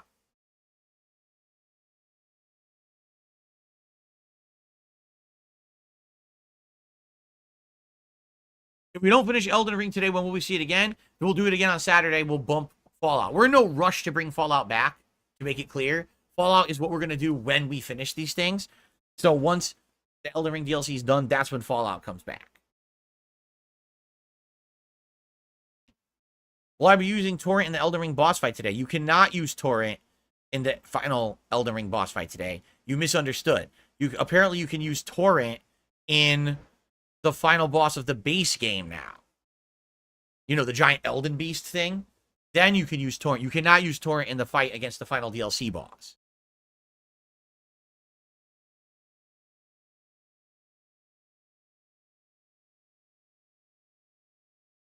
You've never been to New York City. Is it worth visiting? You're asking someone who hasn't been to New York City since 2010 if it's worth going. Listen, New York City, as they call it, it's the melting pot. If you go to New York City, you could get pretty much anything you want. You could get food from all different cultures. You could take in a Broadway show. You could see a concert. You could see a movie in a giant IMAX theater. You could see a sports game in a huge arena, right? You could do crazy amounts of different kinds of shopping. Any kind of shopping you can think of, you could do in New York City. You can see landmarks and sites, historical spots, right? There's so much to do in New York City. But just like everything, there's stresses, there's problems, there's a ton of crime, there's a ton of pollution, there's a lot of fucking people there at all times crammed in small spaces. So you got to take everything, for what it is in balance, right? I've been to New York City and really enjoyed myself. I've been to New York City and just had an incredibly stressful day, depending on the day and what I was doing that day and stuff like that. So it's your call. Just like anything, if you planned it out, you'll probably have a great time. Like if you planned out, okay, here's my agenda in New York. This day I'm going to do this and this and this. I'm going to do these things in between that are actually really neat. Like, what if you want to do a day where you do Times Square, but you plan that you go to that famous deli at Times Square, you're going to eat there, you're going to take in all the sights at Times Square, maybe you're going to see a show right around the corner, right? Have a few drinks, then you go, if you plan it out, it'll probably work out fine. But that's the thing. You need to be planning. You need to be being careful. You can't just go there with the expectation that things are going to fall in your lap and be good. That's what people prey on. Haha, the tourist is coming. The dumb tourist who knows nothing will come, and I'll tell them all lies and rob them and do all kinds of fucked up stuff. That's literally, there are people waiting there for you to do that. Okay? So if you go with a plan, you do it right, you'll probably have a really great time. It really depends also on what kind of stuff you're looking to do. Because obviously you're going to find it better for certain things and not as good for others, right? Like, if you go to New York City and you're looking for good Asian, Chinese style food, Italian food, delis, Jewish delis are super good in New York City, like some of the best in the country, street food, stuff like that, perfect. If you're going there for like certain kinds of cuisine that aren't there, you're going to be pissed off, Don't go to New York City to eat a burger. Why are you, if you get a burger anywhere, right?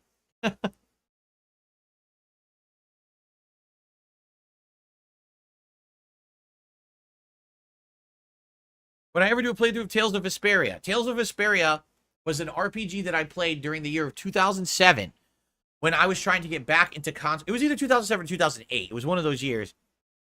I was trying to get back into console games because at the time I had been a competitive Street Fighter player, but then I injured my back. That's when I had my first diagnosis of my severely herniated disc in my lower back at the time.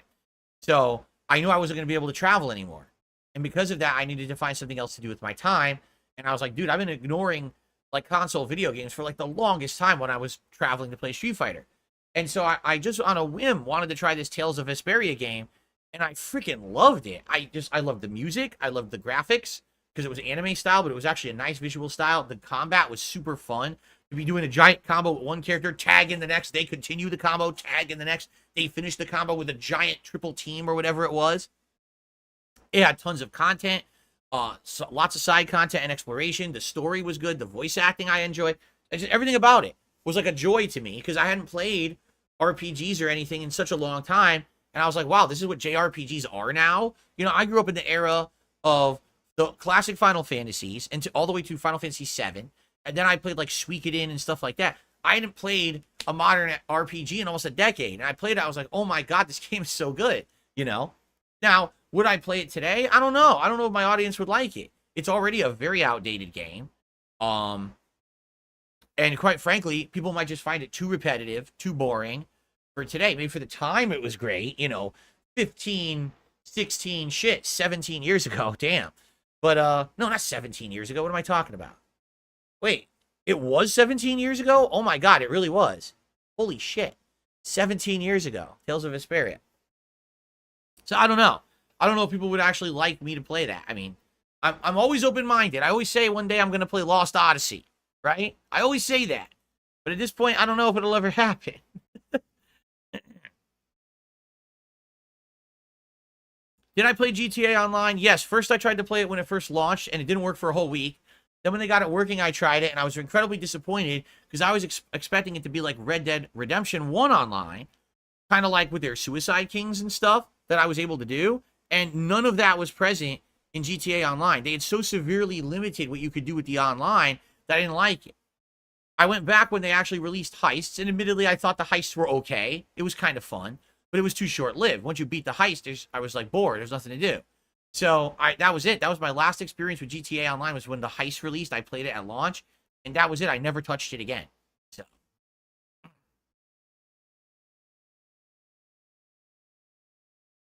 What about Tales of Arise? Well, actually, my wife tried to play that when it was on Game Pass.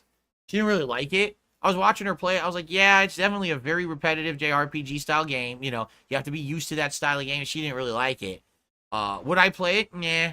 I mean, it wasn't that big of a deal when it came out, Well, I hate to say it. I just feel like lengthy JRPGs at this point aren't really working.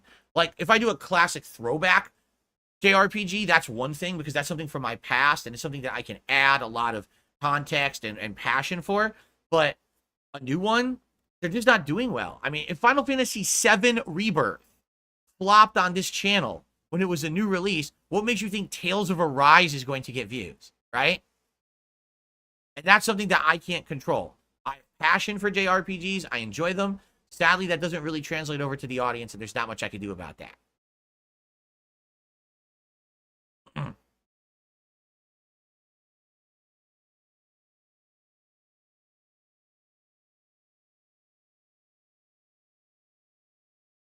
Andrew, no, I don't think I'm playing Wise 10 coming in September. I didn't even know it was coming out. That's not on my radar.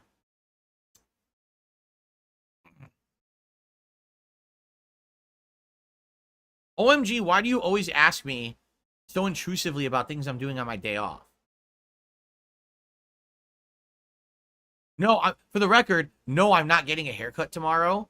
But why do you, like, all the time ask me if I'm getting a haircut? What is the point of asking me that question? Like, if I get one, you'll know the next day. Will you not? Like,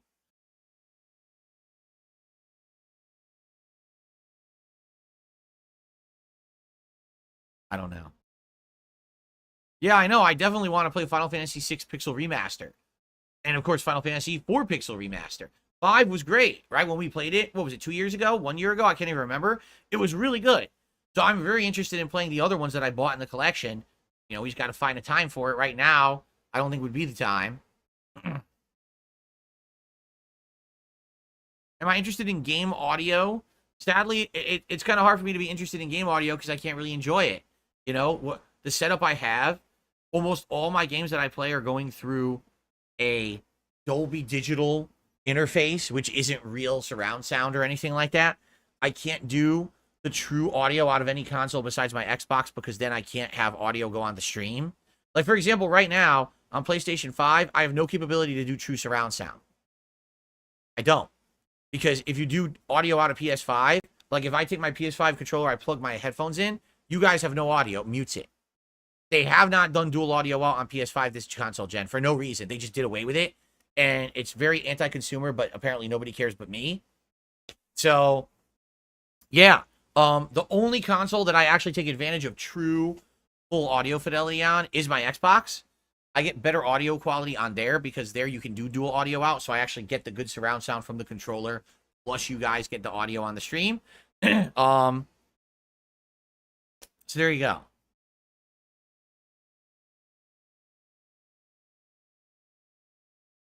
All right. So guys, anyway, we're in a few minutes here. We're going to start with the Elden Ring DLC. Please support the stream today. Thank you, Iron Chef Sakai, for supporting it early with the memberships. We got one tip so far. Please support the stream today. $50 goal, as you know. If we hit that, that would be great. All right? It would be great to get it over with early so I could just focus on the boss and not have to sit here and say, oh, great, we're going to have another slow stream. I don't know what it's been recently. Maybe it's just because these games I've been playing for so long, right? Maybe that's what it is. I've been playing Street Fighter 6 for a year. I've been playing Elden Ring now for 2.5 weeks. But if you can support the stream today, it would be great. If we hit the goal early, then I really don't have to even worry about shit, and I can just focus on this fucking boss, which is going to be a pain in the ass regardless. Okay? So if you're thinking of supporting today, please do. By the way, today, the last day for the Damas helmet. Since this is going to likely be the conclusion of Elden Ring, and I'm not playing a FromSoft game for a while. The conclusion and the end of Dumas today. Say goodbye to Dumas. It would be great to be wearing this when I beat the final boss. Okay? Cool. All right. Cosmos, I have no desire to talk about Digimon World 1. I don't even know what you're talking about. people ask me those random questions. What does everyone think about Digimon World 1? When have I ever mentioned Digimon ever in my content? When have I ever said I've ever played it? What the hell is Digimon World? Why are you asking me that on my stream? Like, what? Why not ask me about my favorite flavor of Greek yogurt? Because we talk about that all the time too, right? Like, what the fuck are you talking about? Weird shit.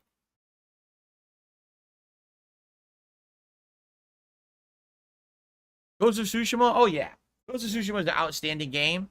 If you're wondering why we haven't heard any updates about the sequel to Ghost of Tsushima, it is fully in development. But remember that studio is very small. Sucker Punch. They're very small. They don't have ginormous resources like other studios. So they're literally just working on the sequel right now. And so we won't hear anything from them till they're ready to deliver something. But what's great about it is we know they're a great studio. We know they don't rush games out. Ghost of Tsushima was outstanding when it came out. Can you imagine now a brand new Ghost of Tsushima running on PS5 or, you know, with the amazing better graphics and everything? Like, it's going to be sick. So I'm in no rush. I'm in no worry about it at all. Like, literally, I know it's going to be good when it comes out. Let them develop it. Let them cook it, as they say. Let them work on it. Make it good. And no rush for the sequel. But I'm excited for it, for sure.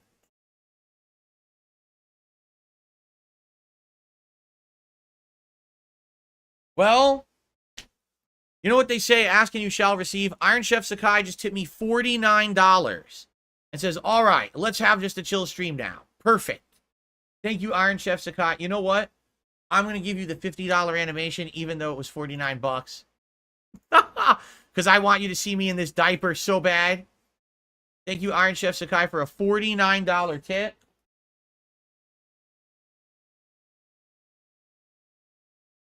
And that means it is the Tier 1 Tip Skull. It is Gunner Glasses.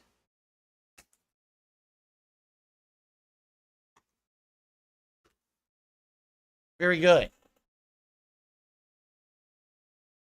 So now, any other support, greatly appreciated today. But at the very least, we already hit the Tip Skull I was looking for. Pure Blood Knight did a super chat says, will you do Radon melee only, I hope? What does that mean? Will I do Radon melee only? I'm not using a magic build. If that's what you mean, I'm not using a magic build at all. I haven't used magic since the very beginning of the Elden Ring Shadow of the Erdtree DLC. I felt like it was underpowered, so I swapped, and I've been using all melee builds the entire time, actually.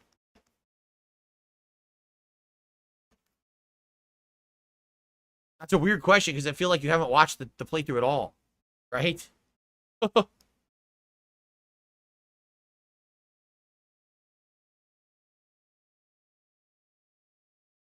Jasper boy. Are you going to be a good boy today, Jasper? Are you going to not chew these wires, please? Will you be good and just relax in here with me till Cat gets home? I hope so. Ugh, he's been all over the place. Theodore says, last week I got Resident Evil 8 on a discount. So far, I like it. I think Resident Evil 8 is great. Resident Evil 8 is a super good game. You know, what I liked is that at different points of the game, it feels almost different, like a different game. First, you start off in a town, then you're in a castle, then you're back in the town, then there's like a haunted house, right? I like that the different points of the game feel like completely different games. They're all like horror tropes, and they all kind of like mash together into this nice combination. I really like that.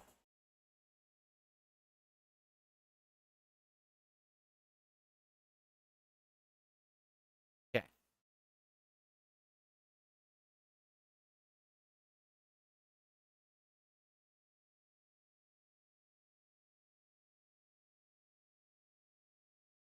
Oh, okay. I think it's time for us to end the show, guys. Replay Resident Evil. What do you mean? Replay what Resident Evil?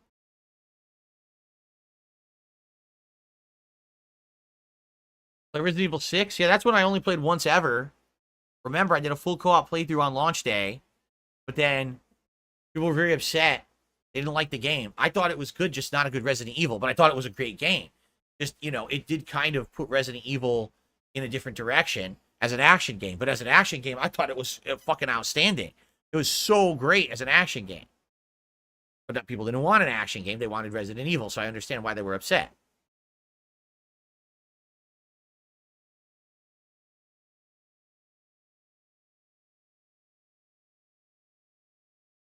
Am I liking the lore more now in Shadow of the Erdtree? I mean, we didn't get our final answers yet, right? I guess what people are saying is once you beat the final boss, you get the final lore, then the whole DLC makes sense. So I guess we need to beat the boss, and then I'll answer the question. Right now, I think my guesses have been pretty darn close to what it really is, I think. You know? Okay. All right, guys. Thank you so much. It is time to end the show.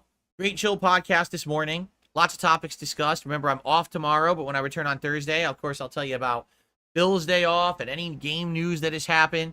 I'll tell you how the stream went with Elden Ring today. I'm sure I'll tell you about progress in Riven and anything else going on. All right, guys? All right, thank you so very much. Great show. I'll see you Thursday. Okay, let's get set up, everyone, but I do need a break before we begin. Use the restroom. That way I will be fully prepared for the final boss. The last thing you want to do is be holding something in when you're trying to defeat the final boss. I mean, I'm already going to have my butt being clenched trying to play this game. Now imagine me trying to fight the boss and I have to use the bathroom. That probably would not be very good, right? Probably not. Let's just get this set up here.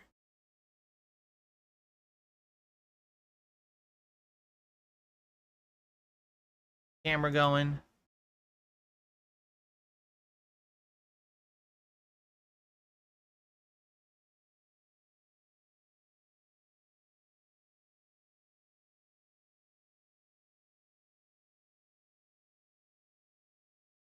No. That's centered? It's pretty darn close, so I think it's fine. That's pretty darn close to being centered. It might be slightly off, but it's not going to be perfect. All right, so like I said, I want to use the restroom before we begin. So I'm going to go on a break here, guys. I'll be back in a few, and then we will jump right into, my attempts at the final boss. Thank you, guys. I'll see you in just a few. Thanks for being patient. Be right back.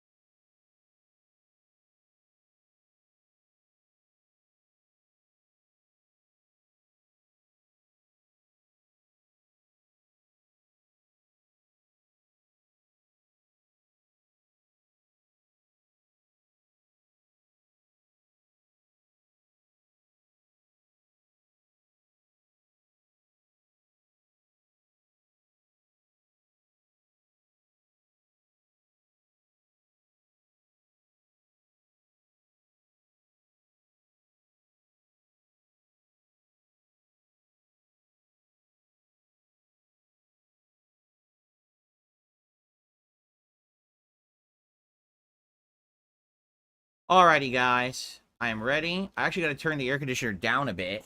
It's actually really cold in here. Okay. Thank you for being patient. I've also received a tip. A $4.52 tip. I think you should do a full retro react on Life is Strange 1 before the new one comes out. It would be fun if you continue with your legit choices from the past. Also, refresh your memory on the story before you play it from the respected watcher. Cool. That's a good idea. Maybe do a retro react to that. The only problem with that, the whole idea of retro react right now is supposed to be that we are watching very old playthroughs from back in the day that are recorded in the old style, right? That's the whole point, is that they're supposed to be like very old playthroughs. And Life is Strange, even though it is older, for sure, it's direct capture and live stream. So it doesn't really fit the ones that we're doing for that channel. Like, we're doing really old playthroughs. Right now, we're doing Dark Souls 1. Then we're going back to Mario and Sonic. Then we're going to go to PS Now walkthrough. Not PS Now, excuse me. PS Home walkthroughs and stuff, you know?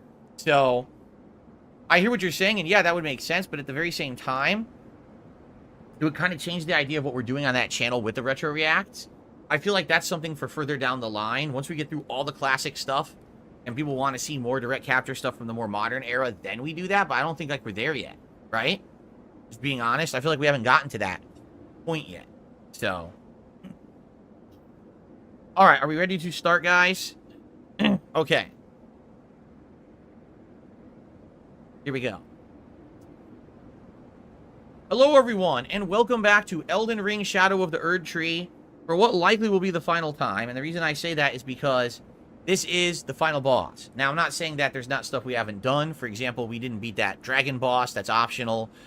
We didn't kill every single one of the death birds. In fact, I fought none of them because they're boring and exactly the same as back when they were in the main game. But for all intents and purposes, we're on the final challenge right now. This is the end, right? Where we are right now. And so this will be fun to see how it goes. I'm curious. I just want to check my build because I'm trying to think, like, do I have the absolute optimal build for what I'm doing? Like non-physical damage negation while guarding. This would help for the magic attacks he hits me with, correct? Do I want this? Or do I want this? Vastly boost physical damage negation, because physical is what he's hitting me with more, I feel, right? So maybe I want more physical rather than the magical. You know what I mean? That could well work. Maybe I want to raise my maximum stamina instead, like vastly raise my maximum stamina instead of the negation, right? I don't know. I could put a holy resist ash on the shield. I mean, that's right, this boss is holy damage, correct? So I could increase the shield, because right now I'm not using an Ash of War on the shield. But I could put something that would help me. You can block all physical with the shield. You'll be hit with holy way more in phase 2.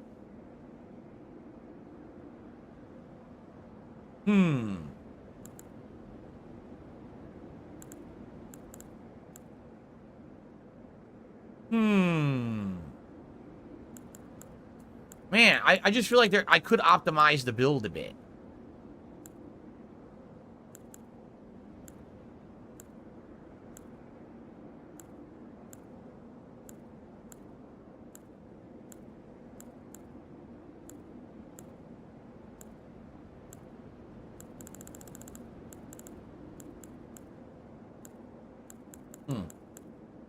Don't know.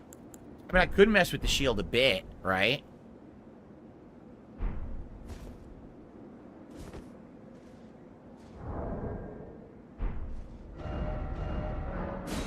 Real quick, let's go to the blacksmith.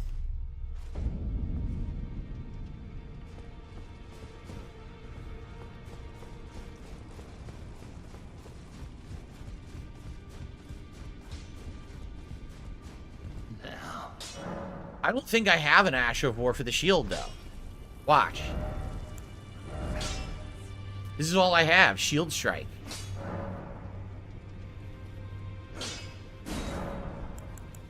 What you're saying is this, right? Like you're saying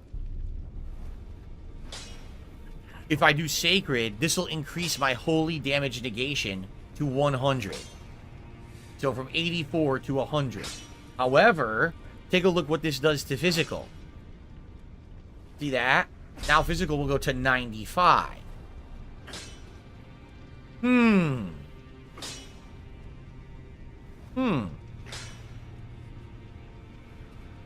Alright, I'm just gonna get rid of this Bender person who already been banned before. They're just an idiot. Okay. Yeah. Maybe I should. I don't know. That would reduce the physical down to 95, though. Yeah. All right, let's try it. Sure, let's try it. Let's see if this helps, right? Now, hold on a second here. The affinity of my hammer currently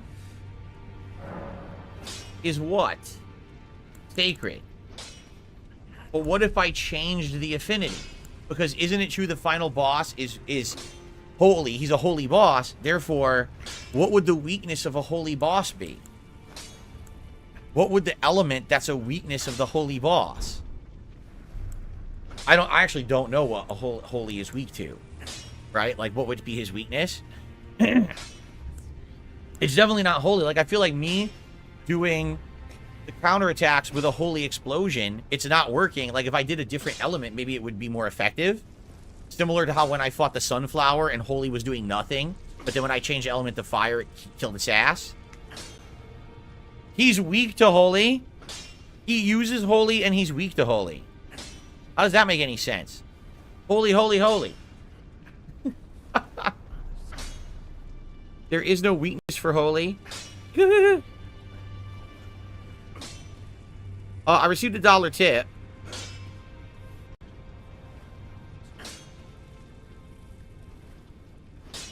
This person is saying they woke up with pain in their knees and they hope I have a good day. Well, I'm sorry about the pain in your knees. Hopefully your knees feel better. Wow. Okay. No idea what they're talking about. All right. He's weak to a lot of different status effects.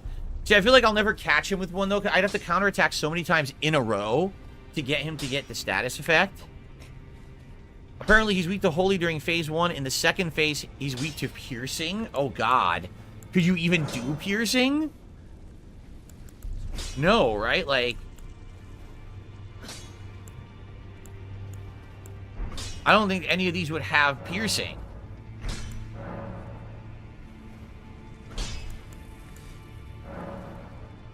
Right? I don't think that's not even a status effect you could put on anything, is it?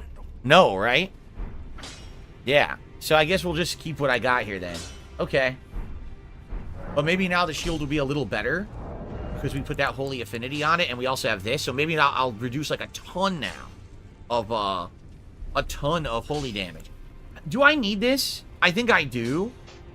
Yeah, I do. Because of my armor set. That's why.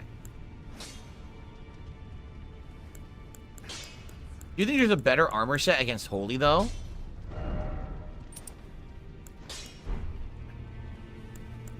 Like, for example, the Divine Beast Head is better against holy. The Lionel Helm is better against holy. The Gaia's set is actually better than against holy. The Crucible Tree Helm is the best against holy. See that?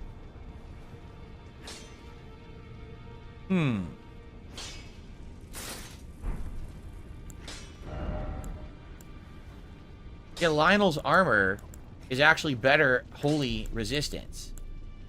The Crucible Tree armor seems to be the best resistance against holy in the game, from what I'm seeing. The only bummer is it's not going to be as good physical, right? Maybe I'll just do the whole Crucible Tree set.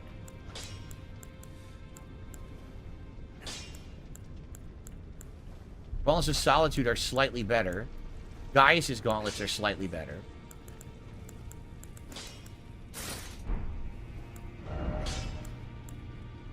$7.7.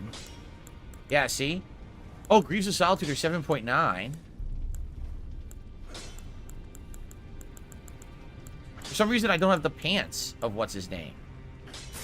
So this is the best holy build that I can get right now. What I'm wearing. Look. I'll go with this. It's not that bad. I actually did like this armor set earlier on. Remember, I was wearing it in the base game for a bit. So most holy negation I can get is with this. Alright. We'll try it.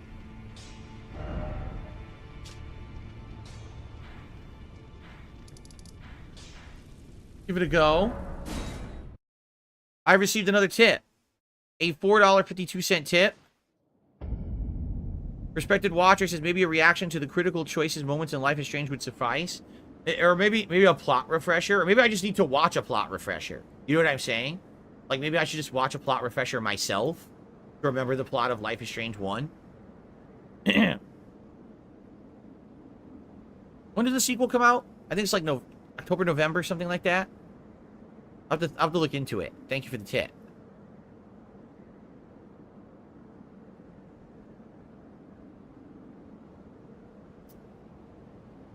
What? You can equip Miquella's rune in the quick slot to remove the charm effect? Miquella's rune? Oh, it's an item. Oh, I definitely don't need this. That's right. I got Miquella's rune at one point. It's an item. I don't know if I'll use it. I'll just try to dodge the grab. But where is that and what does it look like? Retains naught but the power to resist charms. A great rune relinquished by Miquella. Broken and bereft of its bounty, it retains naught but the power to resist charms. Miquella set off for the tower shrouded by shadow, abandoning everything. His golden flesh, his blinding strength, even his fate. All in an effort to bury the original sin. To embrace the whole of it and to be born as a new god. So that's what this is for. You got it from the Sunflower boss. That was an optional boss you didn't have to fight, but because you fought it, you get this item, and it helps you in this fight. Alright, here's what I'm going to do. I'm not going to use it unless I have to. Thank you for telling me about it. Obviously, it's cool I have it. I didn't even remember that I had it. I mean, how would I remember that I had that? I've been playing this so slowly for 2.5 weeks, right? I'm going to try to beat him without it. If eventually I need it, I'll use it. But let's see if I can just dodge the grab regardless. Okay? I guess this is the optimal build. Maximum holy resistance now, right?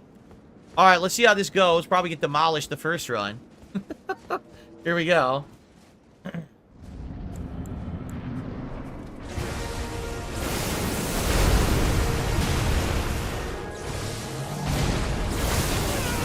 Wow.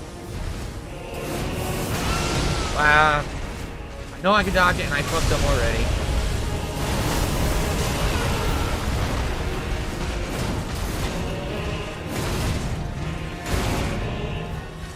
That was late.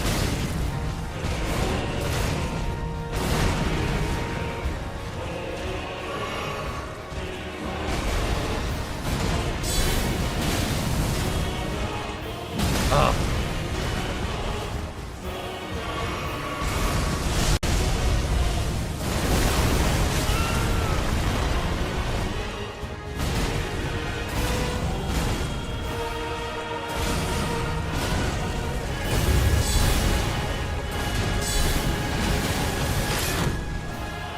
Terrible. I don't know how I feel about taking damage when I'm blocking. I don't think I like that. I don't think I feel good about taking damage when I'm blocking here. But again, I shouldn't be blocking all holy damage. I won't take any holy damage in the second phase. So maybe it's going to be more about getting through the first phase then?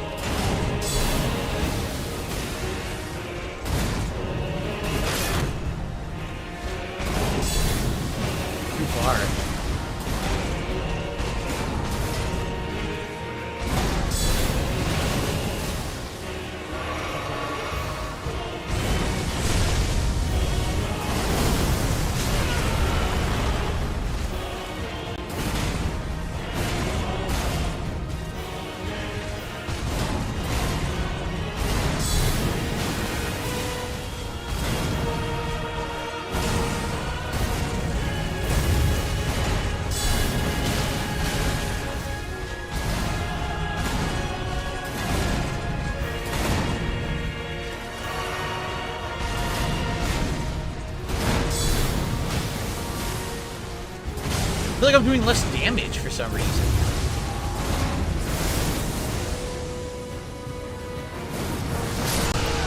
Doing less damage? I feel like I was doing more damage last time I tried this boss fight. But I haven't changed the weapon, so how does that make sense?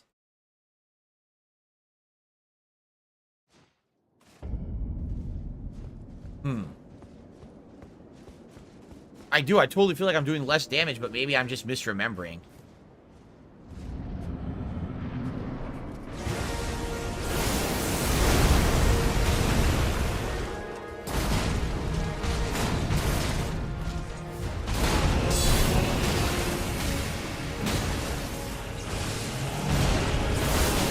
Why does that hit me? I don't get it.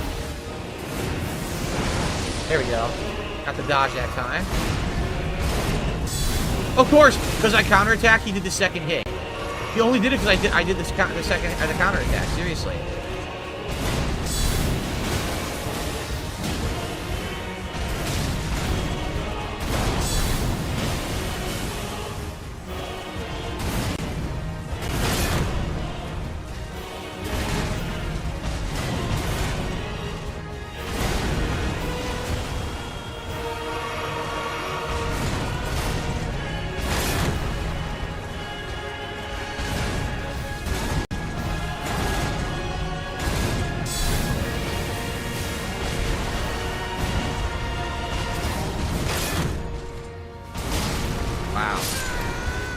I'm running out of stamina now. I feel like, sadly, because I changed the shield's not as good. I'm losing more health because I'm losing health every time he hits me. And then I'm running out of stamina during the block string, which I wasn't before. So I don't know if this is a good choice to change it. Honestly, I'm thinking maybe I made a mistake.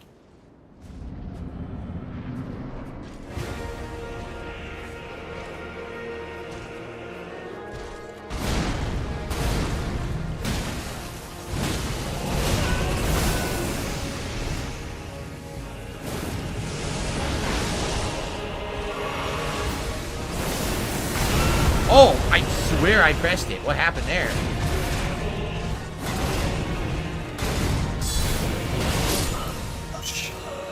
I gotta find the true openings to do the counterattack.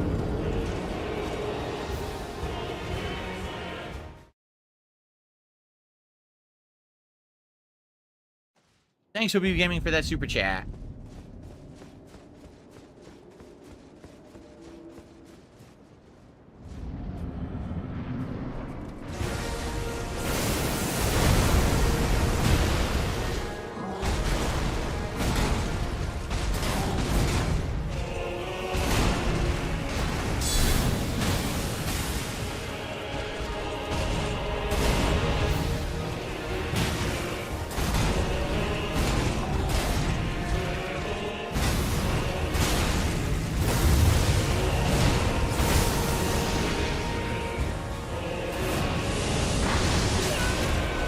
Okay, sure.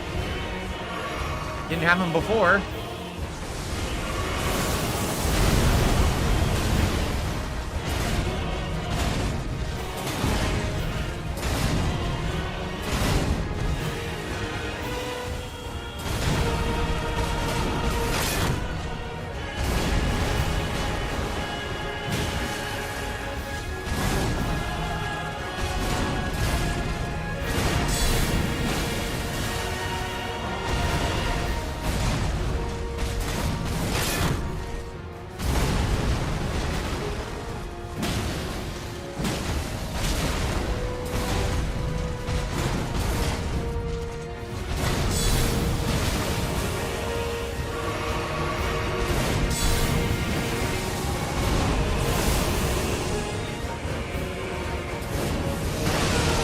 Couldn't roll, I tried.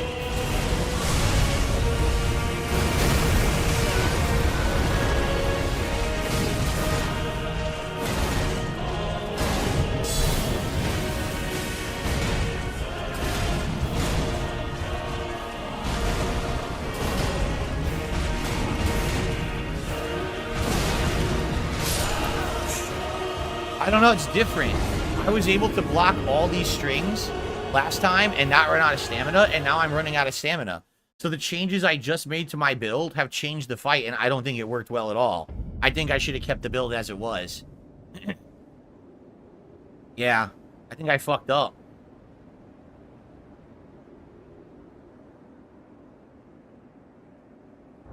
Oh, I could use Golden Braid, which is a little better. Golden Braid.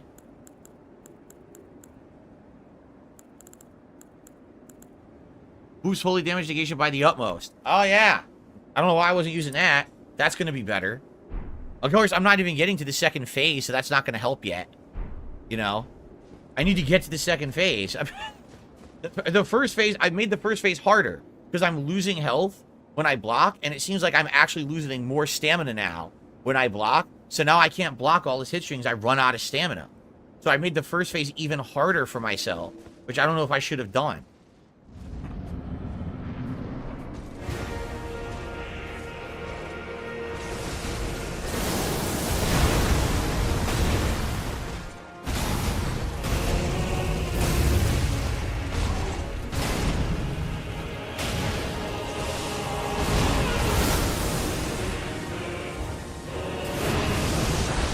You can dodge either direction, left or right. Okay.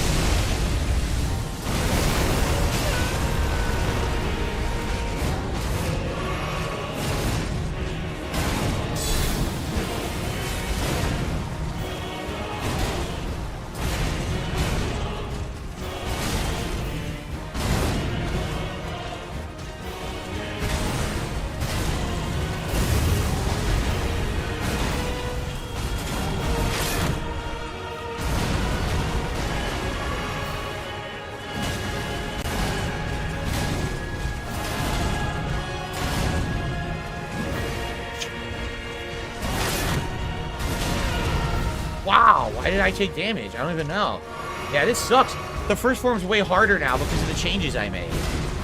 So that was really stupid.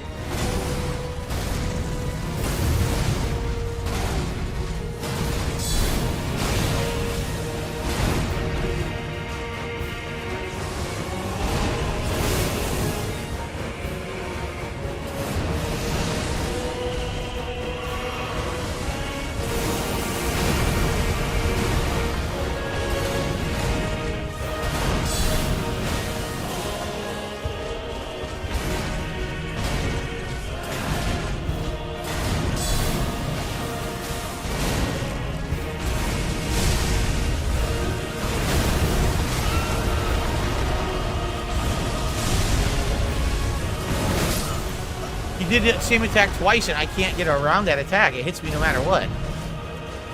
Yeah, I am. I'm weaker than last stream because I changed my shit. I changed my build, and now this is stupid. I shouldn't have done it. I totally shouldn't have changed the build.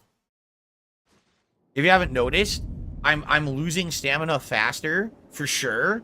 Like, I shouldn't have done this. I should have just kept it and just kept going like I was doing last stream. But I was like, oh, I'll try something different. I just screwed myself completely. This build change has made the first form significantly harder. For no reason. Like, there's no reason for it to be that hard.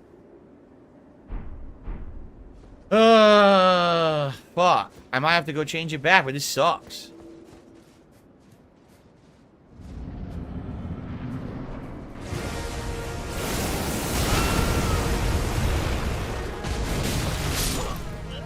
Gonna let him kill me. Like, if the first dodge doesn't come out, the rest of the fight ain't gonna work, so just let him kill me.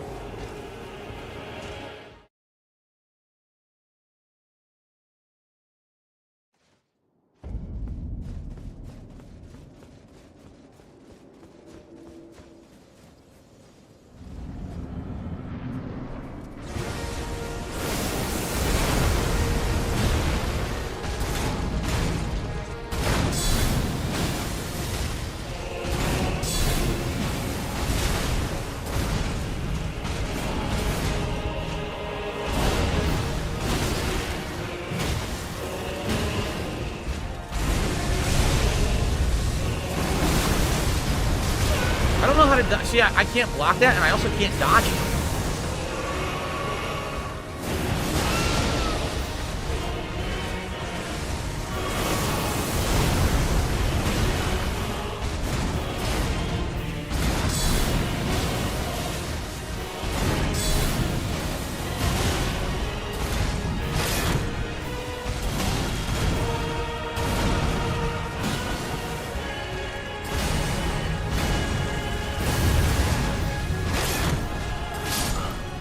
So, I think it's actually better to roll and strike sometimes. The full guard counters take so much stamina, but I think rolling and striking is a little better.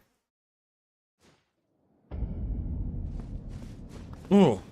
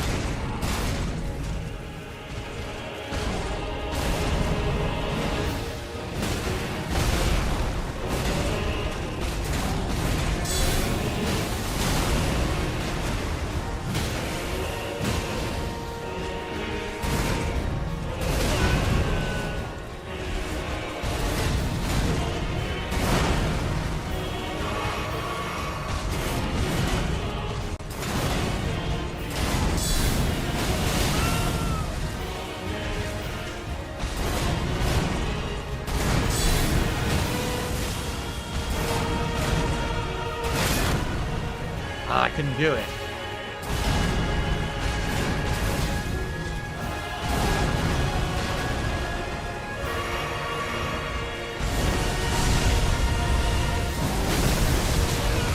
I don't know how to get away from him. I'm trying.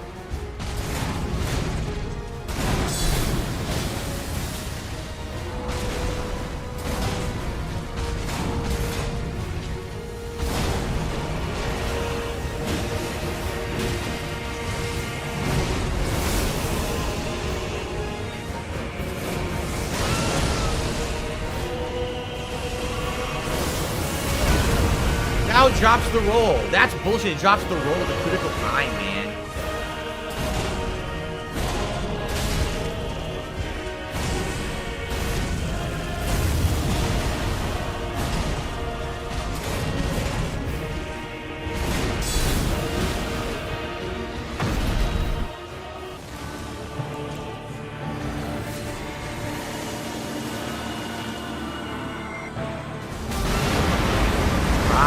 Look how close I was to getting away.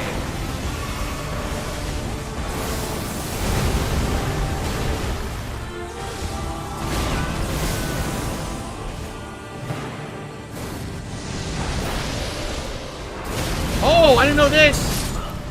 Yeah, I don't know the second form yet. So you have to dodge that, and then he has another attack after it. I didn't know that. He has another attack after the fucking meteor. So you can dodge, then block, I guess? Oh my god.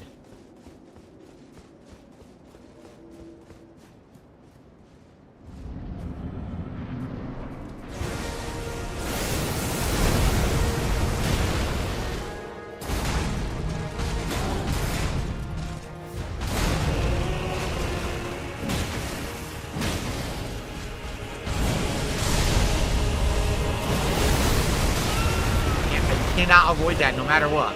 Can't roll through it, can't block it, can't do anything.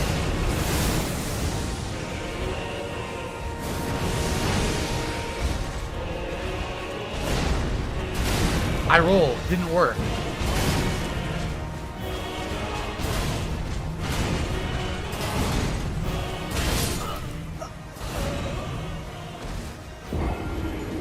Yeah, it's dumb. Sometimes you try to do the input and you're doing exactly the same timing and the game just says, oh well, and it doesn't do it right. I was blocking. I was 100% blocking that. There's no reason for that to hit. When I did the flip, I 100% did this. It didn't come out. I don't know what to tell you.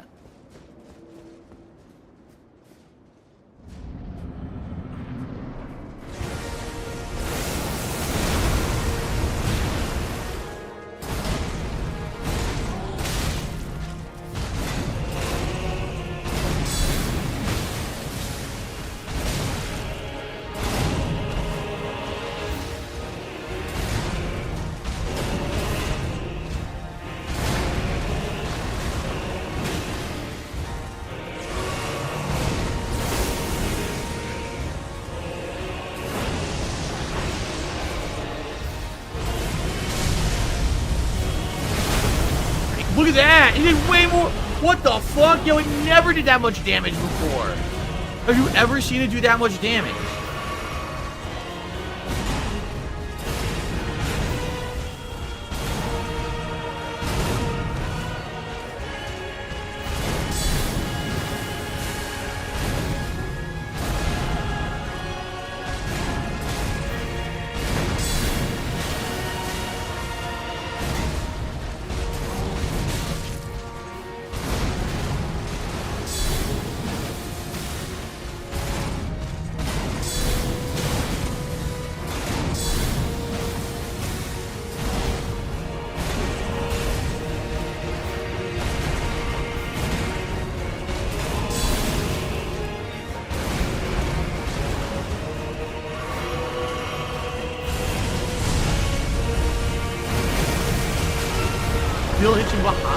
It's every direction.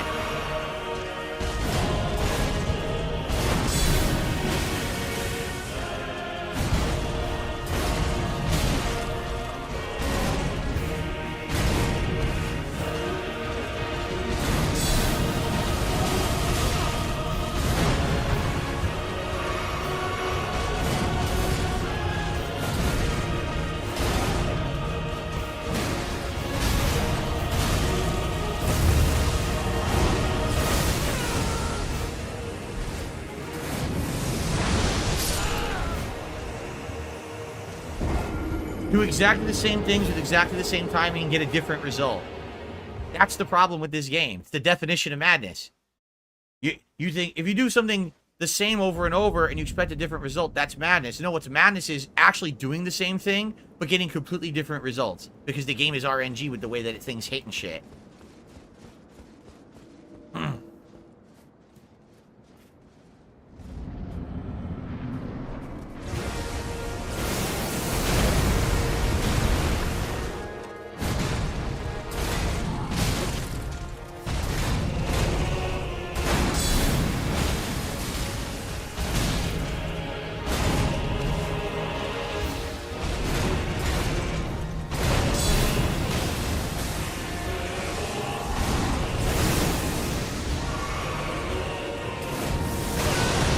Didn't roll. It just didn't roll.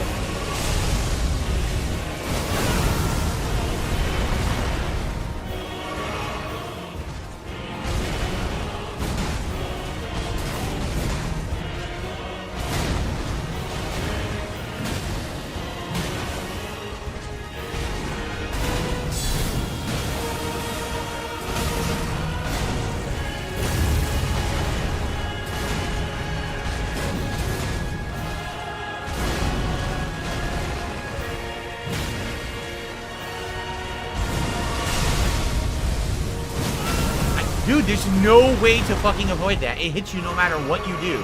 Roll, block, you're fucked.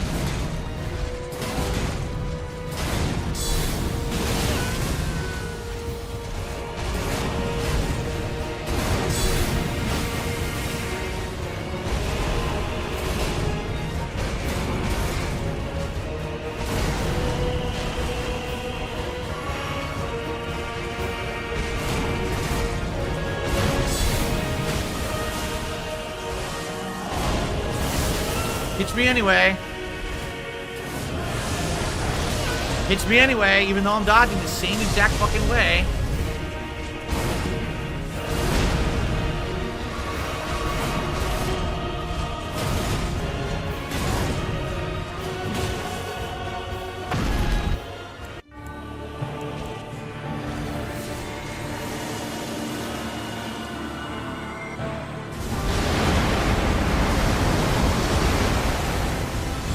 Oh, come on.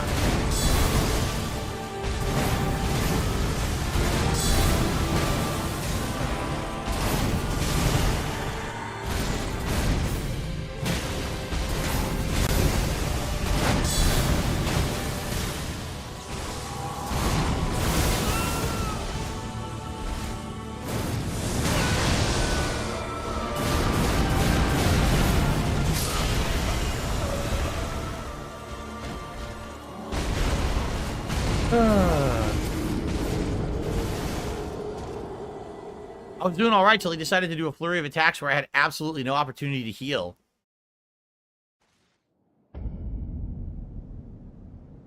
You cannot roll or block through the purple lightning attack. You have to outrun it.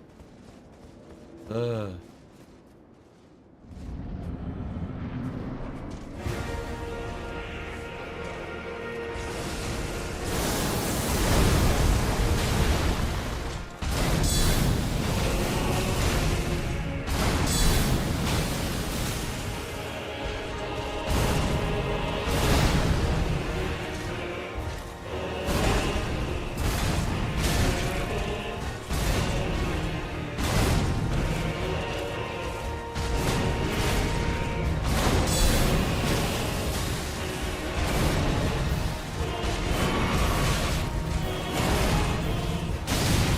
Tried to roll, nothing.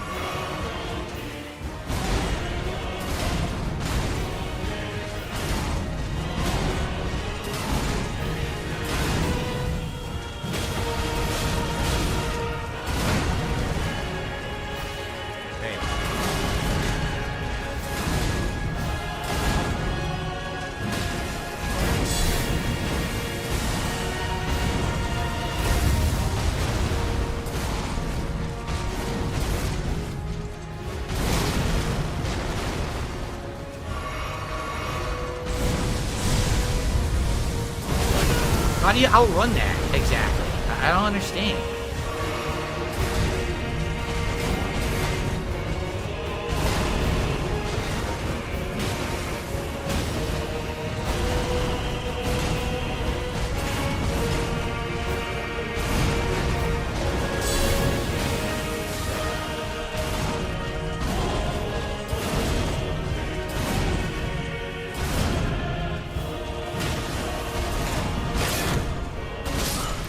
Wow. Okay. Instant kill.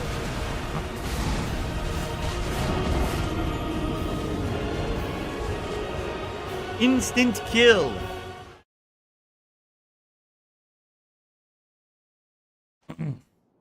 There is no way I'm going to dodge that pull in. It's impossible. Because the pull in looks exactly the same as the animation as the dash. So it looks, if you dodge early, you think, oh, I'm going to dodge the pull in, then he'll do the other one and he'll kill you. So there's no way to dodge it. It's like, it's basically a guess. See, it looks just like that. So it's a guess. I'm holding R1, I swear to God. Or L1, excuse me.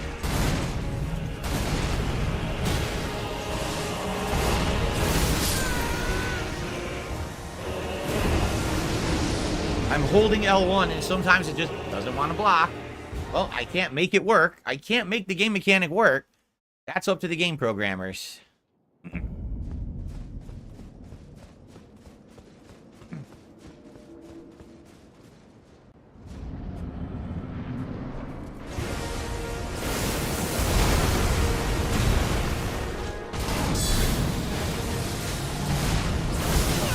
can never dodge that. Not from that range, anyway. See, I was already healing. So how am I supposed to dodge it? Oh, wow, I got very lucky right there.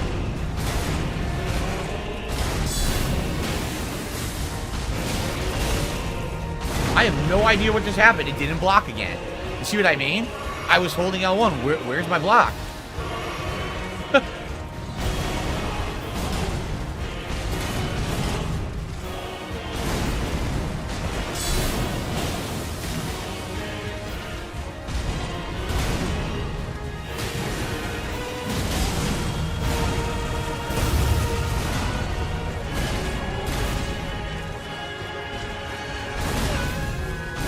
Oh, I've never even seen that hit before. I've literally never seen that animation before because I always blocked it.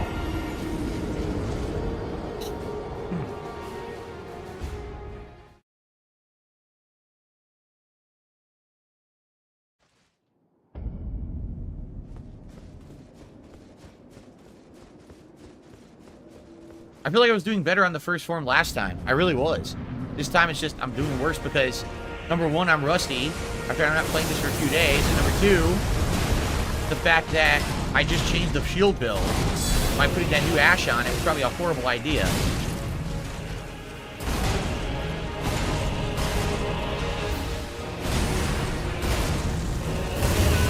Can't even see.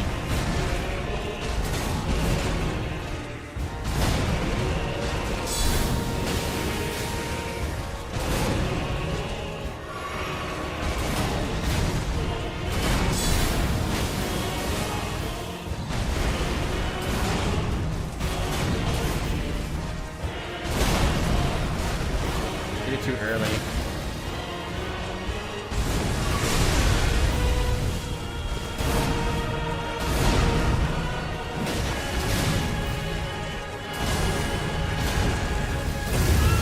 Can't see. I couldn't move. What happened? I got frozen.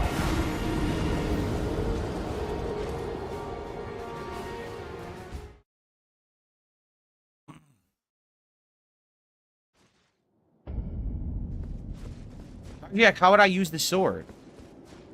How exactly would I use the sword? Then I would have to roll through all his stuff. I don't know what you mean. I'd also be doing no damage.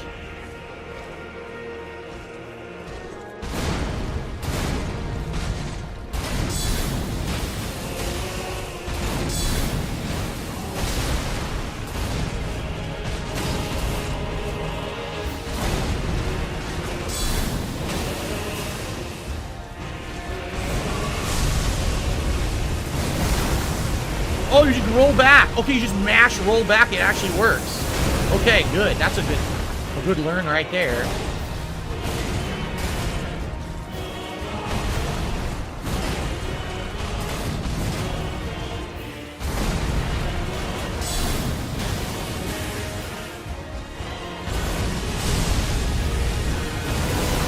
Yeah, look, just mash. It works, just mashing the button. Sweet.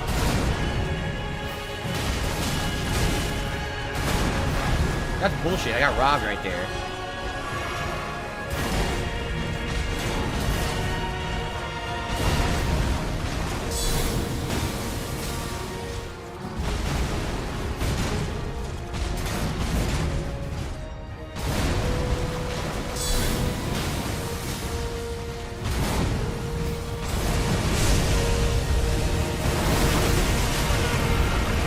Yeah, even that was better. Even though I got hit, it was still better than before.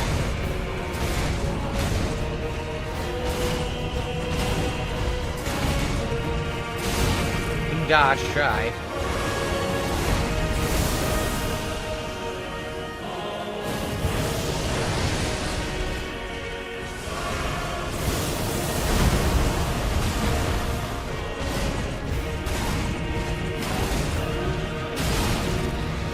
I'm holding L1. I never released it.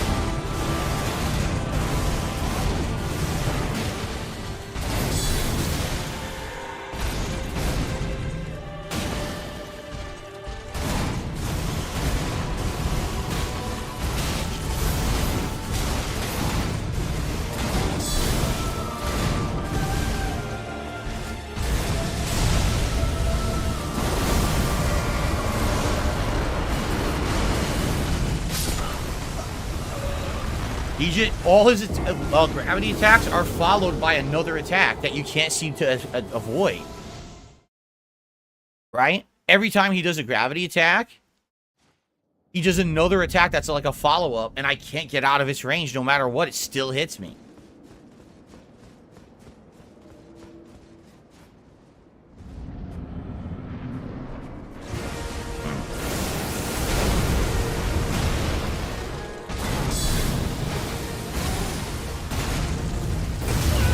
I can't even see. It's too many fucking effects.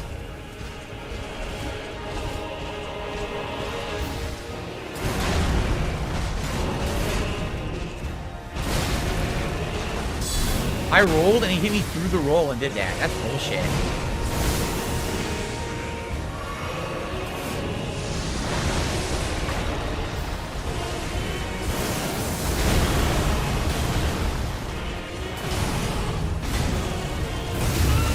Again, what's going on? I'm blocking.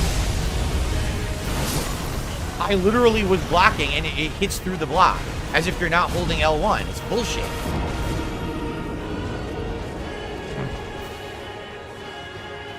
Stupid. If the mechanics would work, I could win. But the mechanics don't work half the time.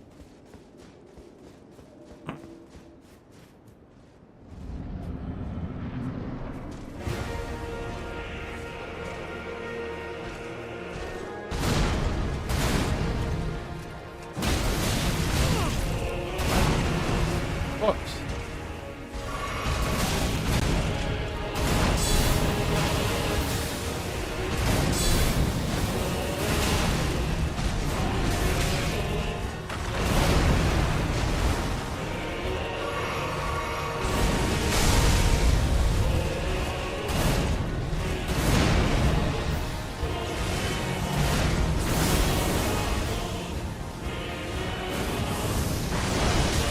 Still hits me even though I dodge exactly the same way as always. Again, the same exact input, different result. I rolled, no input, just drops it. I rolled. Okay. Whatever you say.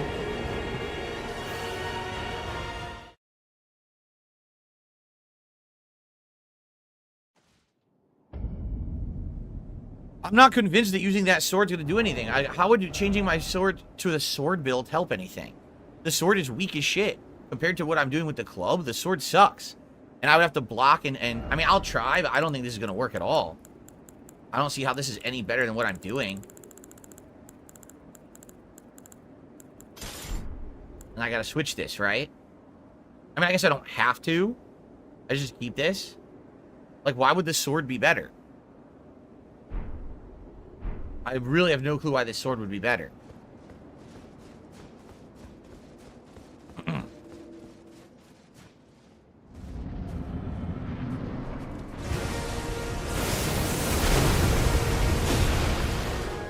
It is. Actually, I think it actually is better.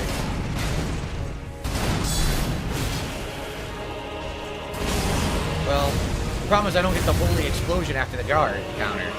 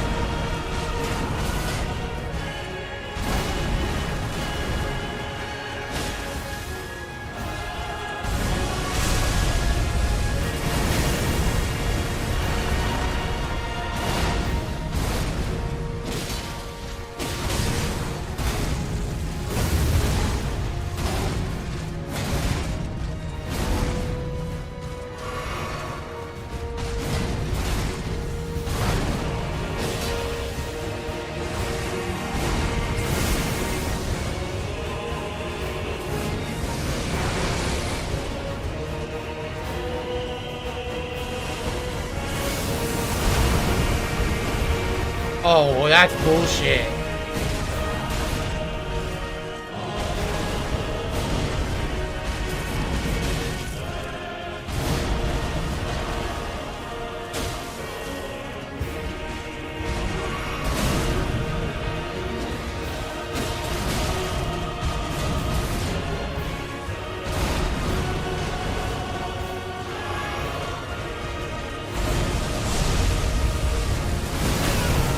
That time, no roll works at all, of course.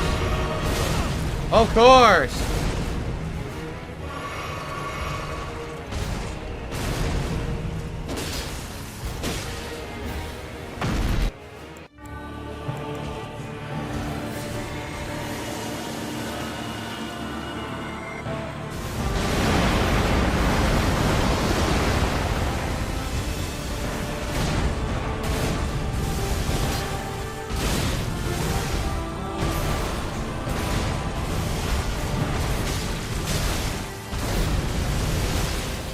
Even hits behind now, okay.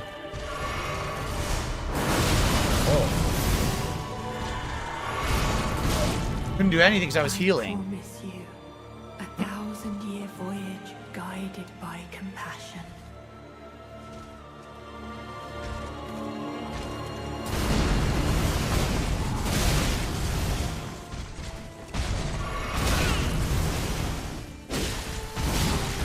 Oh my god.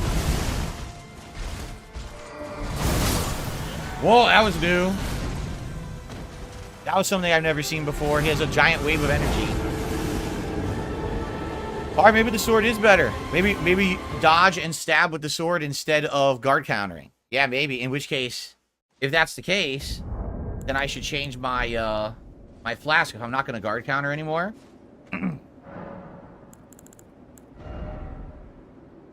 Yeah, get rid of this.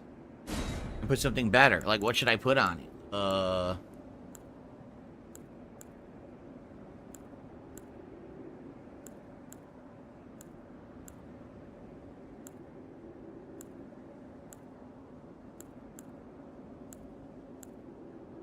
I don't even know what this did. We tried it. It never did anything to anything that I did it on. They just ignored it.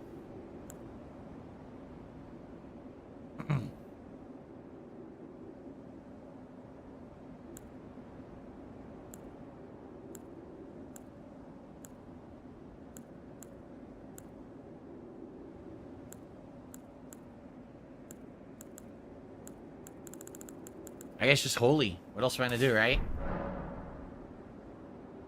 I don't know what else it would be. I received a $10 tip from Zixtao. I beat him 10 minutes ago. Good luck, bro. Thank you, Zixtao. Yeah, I'm just trying different builds at this point to try to find one I want to really stick to. I think maybe the sword is a better recommendation because it's faster. The club just seems slower. It's good for guard countering, but if I'm not going to guard counter the whole fight, which I don't think I should probably like look for openings, block, and then stab after.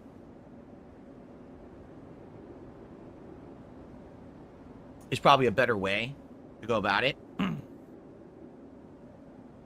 Okay. Is the game finished? No, the game is not finished.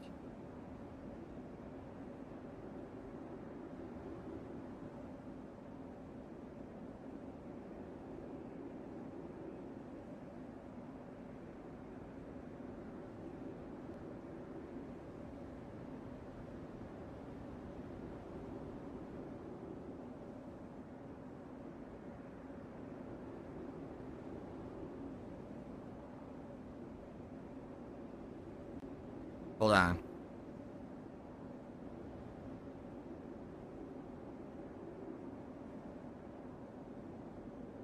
Okay.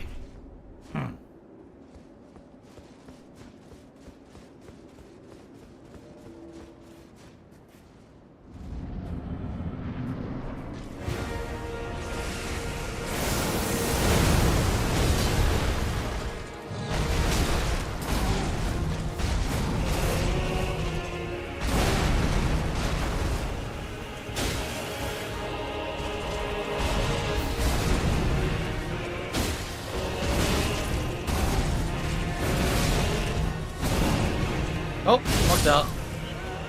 I'm trying to learn his attacks now.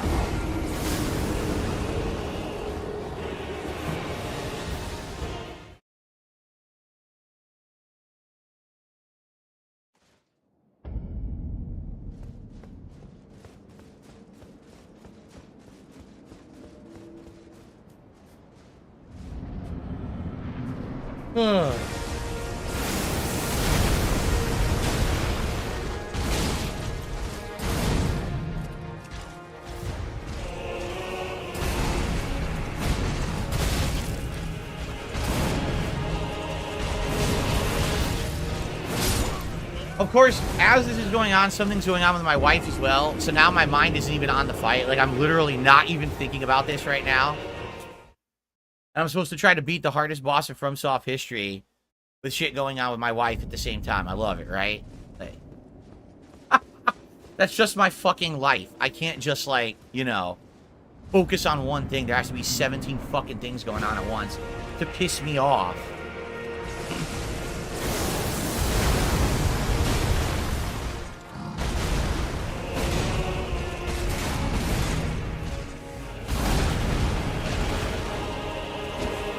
Of course I missed. I rolled forward, no effect.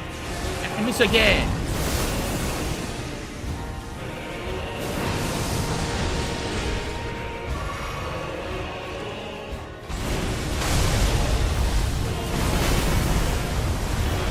That time I rolled completely out of it.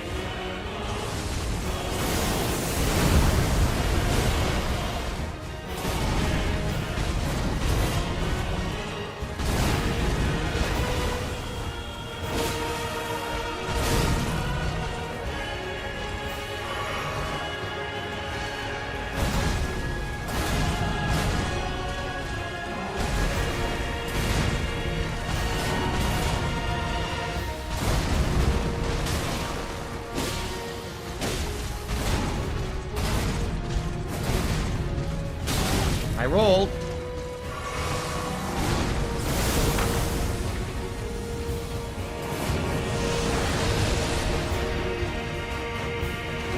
Come on, do your charge, asshole.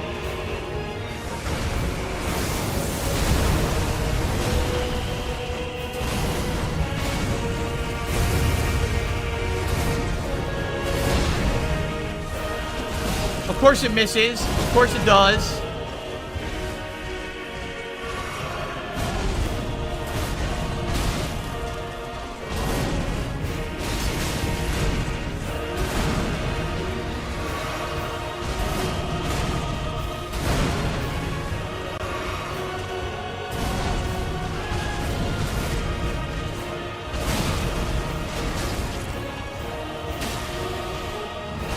The problem with this build is I don't do any damage. I don't do any damage with this fucking sword. It sucks.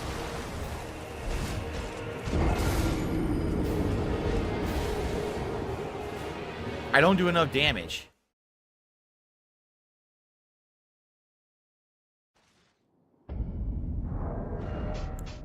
Fuck this. That enough.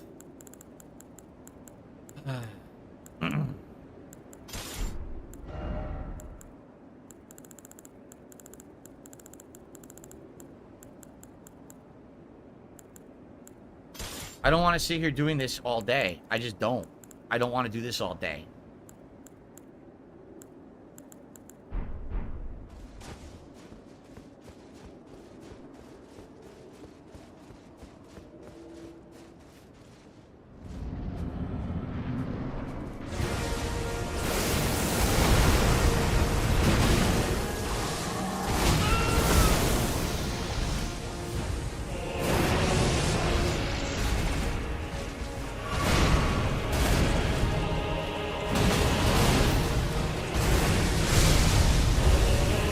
Oh, I'm heavy rolling? Oh, I'm heavy rolling.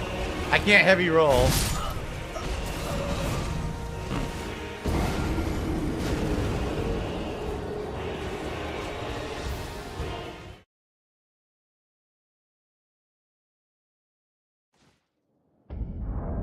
I definitely can't be heavy rolling. I didn't notice that. Okay.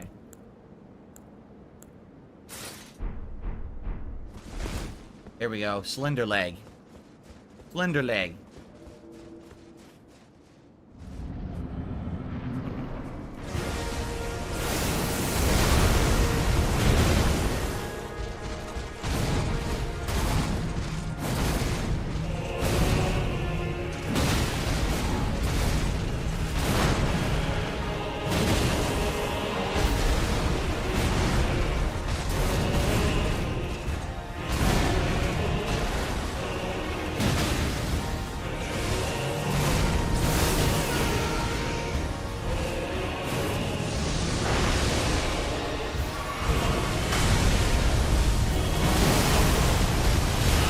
Now that's just ridiculous. It's never hit for that much before. I'm just hitting bad luck.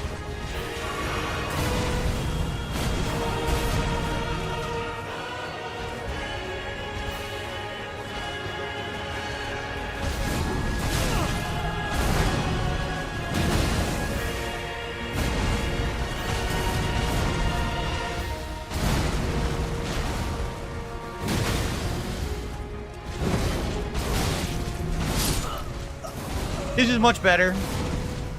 This is definitely much better. You see how much fucking damage I'm doing to him? This is way better. This will take me way quicker. Why the fuck would I take 4 hours to beat this guy when I could just be taking chunks? Fuck this. I'll just learn to dodge everything and I'll slam him with the hammers.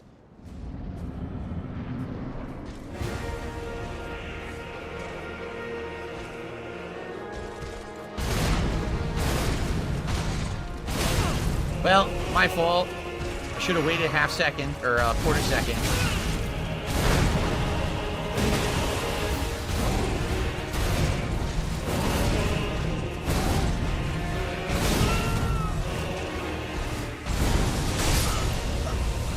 Nothing I can do about that.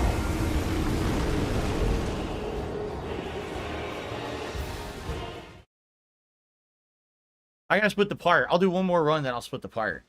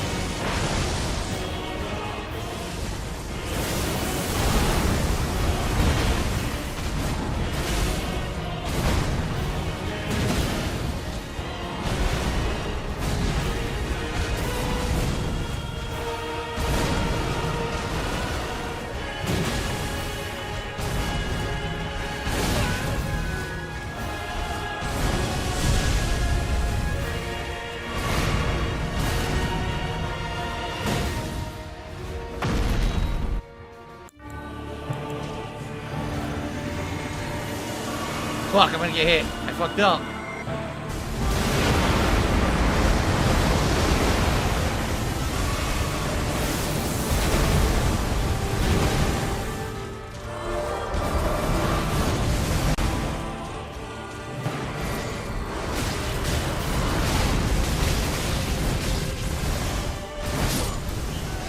I've never seen it before.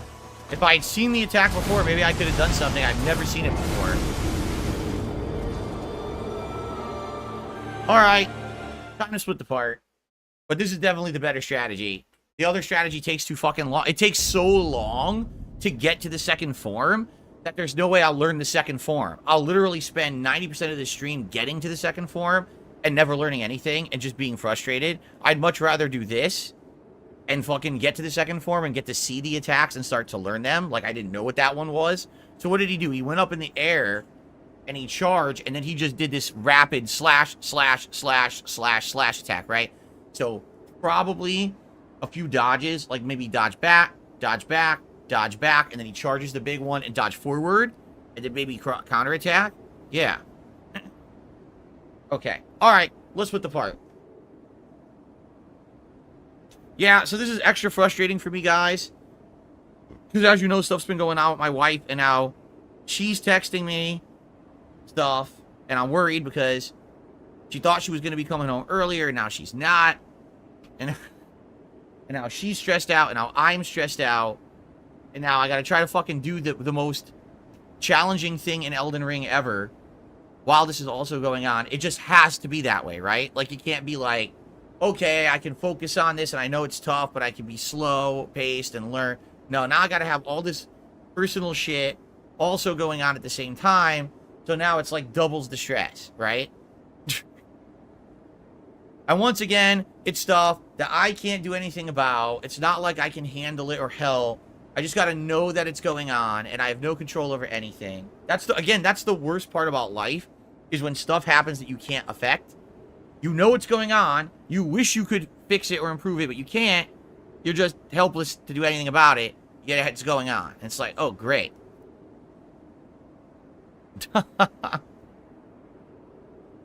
Well, I'm going to take a few minutes break here before we go in. But as you can see, I'm doing way more damage. I'm learning to dodge his attacks effectively, which is what I need to do. Not just stand there and aimlessly block like an idiot. I'm going to dodge all his attacks and smash the fuck out of this boss. That's how I'm going to beat it. So thank you to Habib Gaming. Thank you to Black Rose X Dragon for all of those super chats. Obviously, I wasn't updating the leaderboard. Now I can take a few minutes break at least.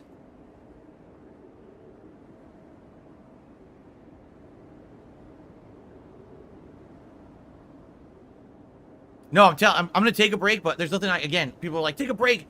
It's your wife. This can wait. Yeah, but there's nothing I can do. What you have to understand is, again, in life, it's not like, oh, I can go fix it. There's nothing to fix. There's nothing that I can do or have any input into doing anything to fix. I need a breather to just hang out with you guys for a few minutes and relax. That's the best I can do. You know, I can't do anything. I love it. As you get older, you'll understand this too. You know, it sucks. When I was younger, I was always the kind of guy, and I was like, oh, you know, I can fix anything. I can do anything.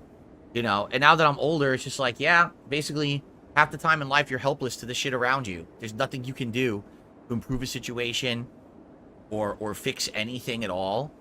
You know? Like, there's nothing I can do at all right now of anything.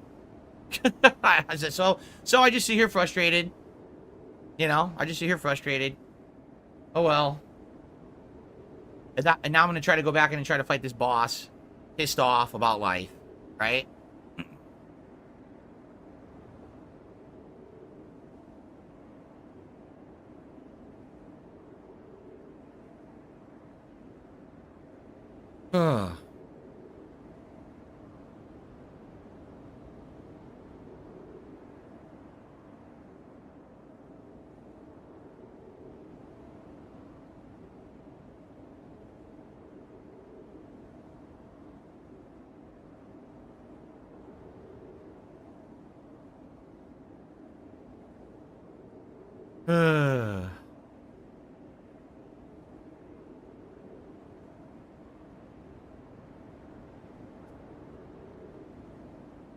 Nothing. You can't do anything to make... If I can't do anything to make it better, how could you do something to make it better? You're nothing. There's nothing that can be done. That's again, that's just life. When you get old, you have to resign yourself to things in life. And this is a case where shitty stuff happening, I can't fix it. You can't fix it. Nobody can fix it. It's just a matter of I somehow now need to learn and beat the toughest FromSoft boss in history, supposedly, because I'm not convinced he's tougher than Melania yet. But I'm supposed to do this while all this other stressful shit is going on in real life behind the scenes of the stream. It just had to be exactly the same moments, you know?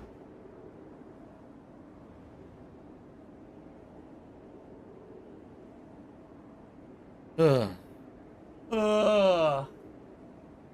Ugh.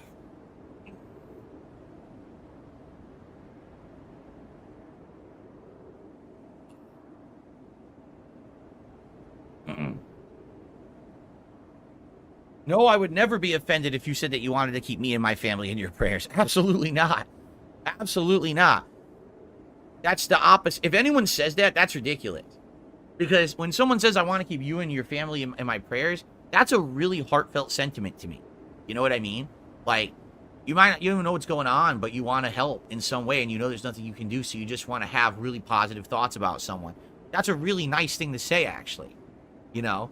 So thank you for that. That's something really nice to say that.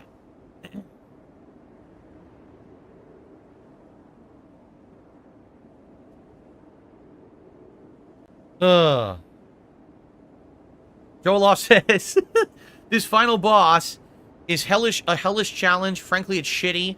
You won't feel a sense of accomplishment when you beat him. You'll just be pissed.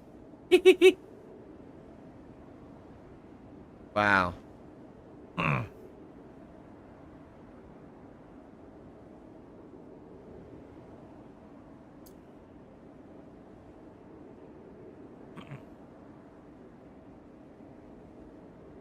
All right. Try again. Try again. All right, everybody. I took like a 5-10 minute break here with my audience. Chilled a little bit. Back. I'm going to try this again. Reapply myself. Seems like I'm doing much better on the first phase now, right?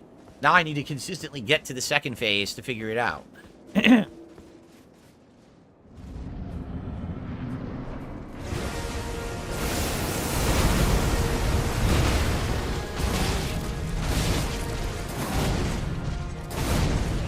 Oh shit.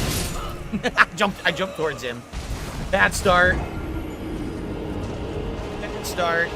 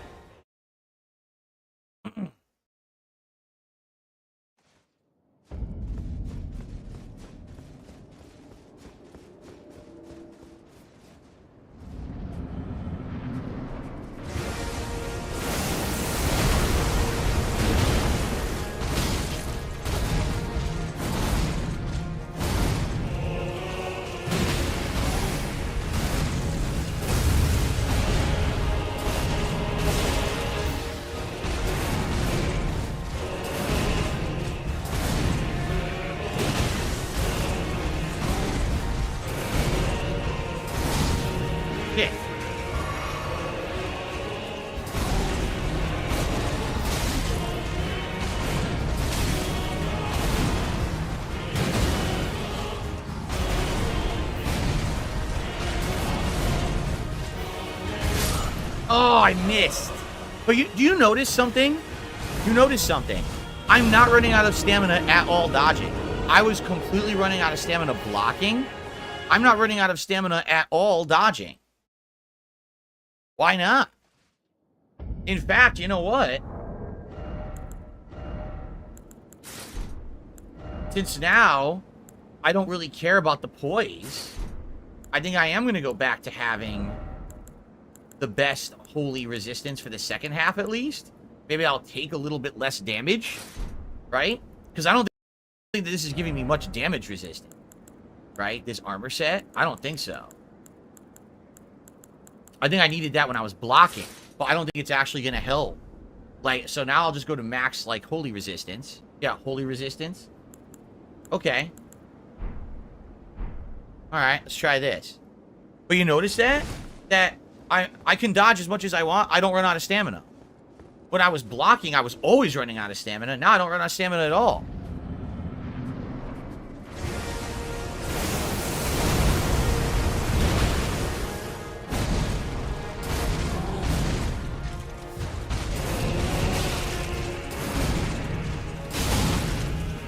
Tried the roll, missed.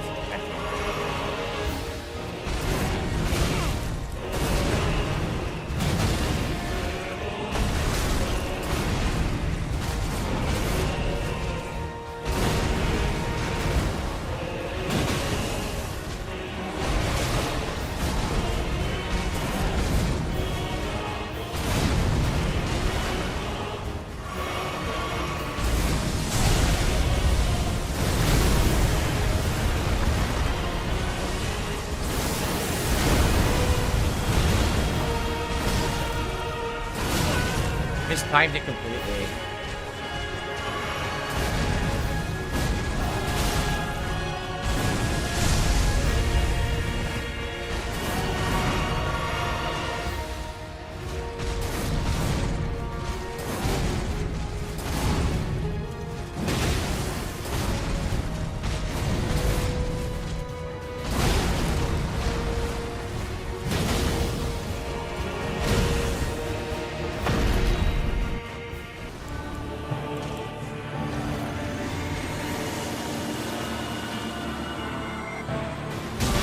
Wow! I ran the whole time that she still hit me.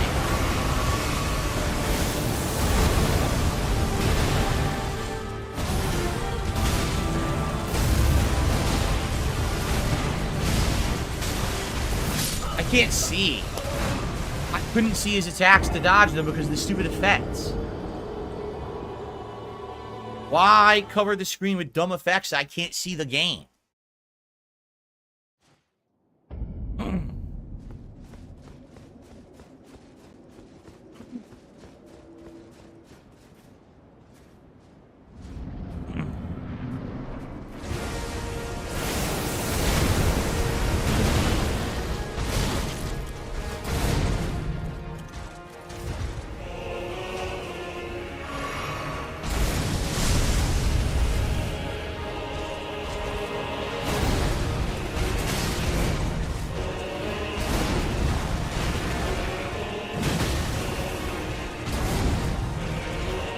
Oh, shit.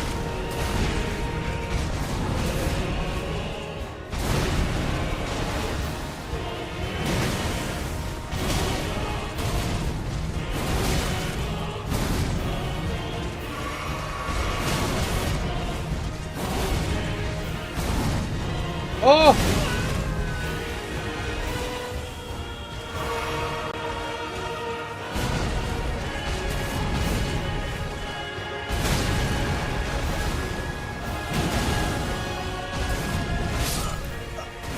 The thing is, I am dodging. I must either be slightly off or, once again, you know, the game not doing the input. But I'm definitely dodging. I just need to learn the timing. The problem is the second phase. This first phase isn't that bad. Once I learn the timing of these attacks, it won't be bad. The problem is the second phase, I can't see. There's so much shit on the screen. I need to learn the attacks, and I can't see the attacks.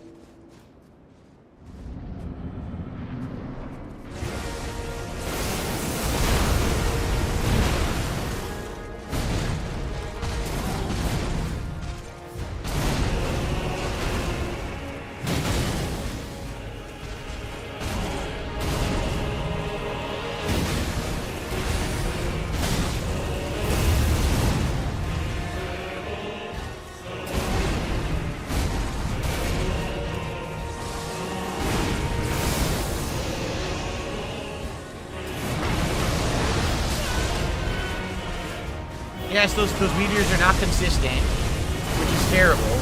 They're not consistent, so sometimes there's a certain amount. Sometimes there's an extra one.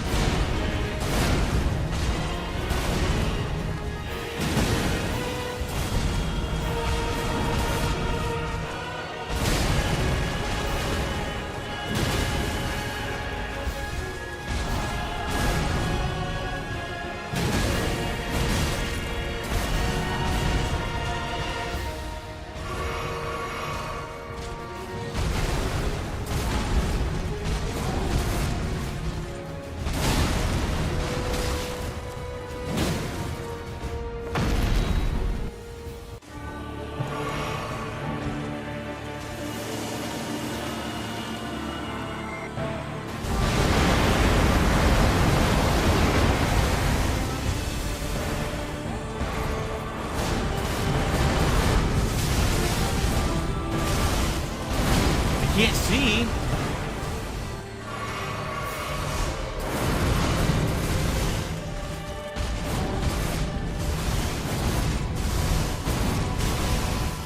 I didn't want to jump. I did not want to jump.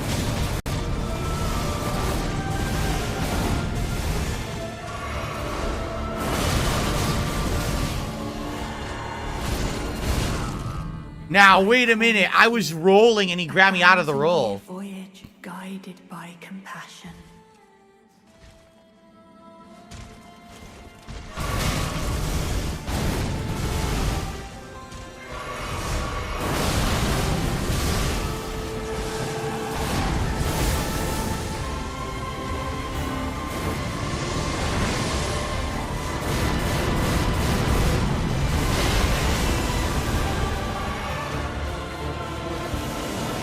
Come on again? What the fuck? I ran the whole time. This should still hit me.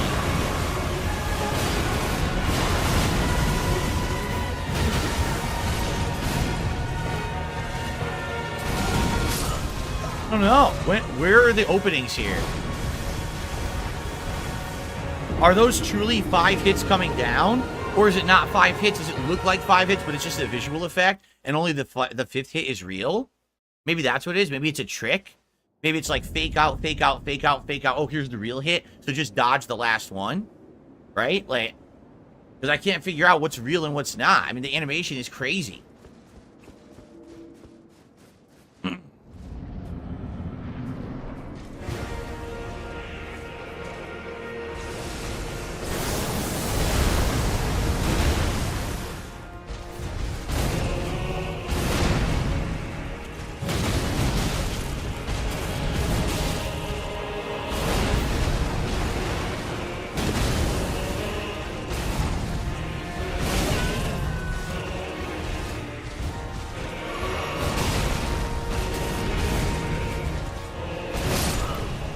I rolled.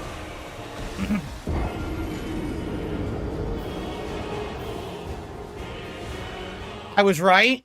People are saying I'm right. It's exactly that. It's not real. There's 4 fake flashes. The 5th hit is the real hit. Okay. Well, I mean, okay. It's a puzzle. It's a fighting game.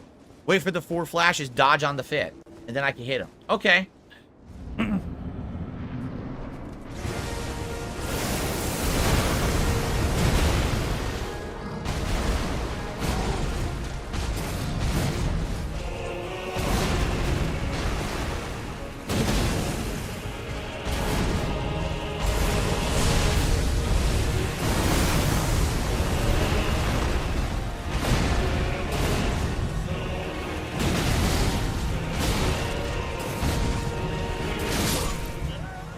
Nothing I could do. You saw the camera went at a weird angle.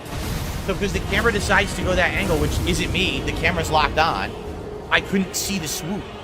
I couldn't see the timing of the swooping he was doing, so I couldn't time the dodge. If the camera would have stayed affixed like it should have, I would have been able to dodge, but, you know, FromSoft. Their usual bullshit.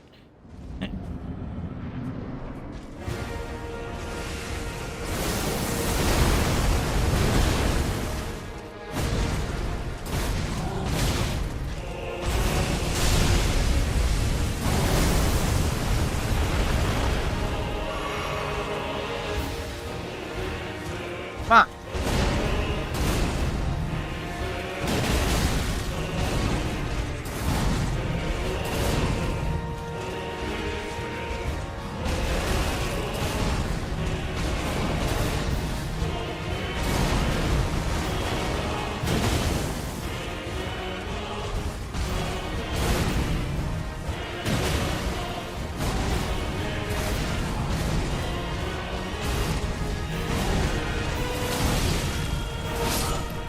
It didn't roll. I did it. It ate my input. I pressed it. Whenever he does that swipe, that horizontal swipe, it seems to eat inputs. Because I'm totally rolling. I'm totally rolling. Like, what happened? I side rolled right through it and fucking didn't do nothing. So he just gets giant damage. Okay.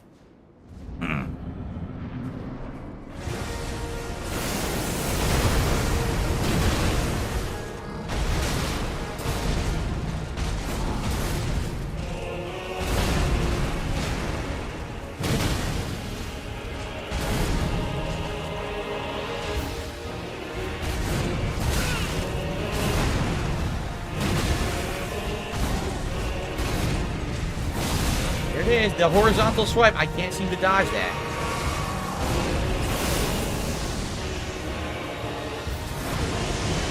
Well, that time only 3 meteors. See what I mean about how inconsistent that is?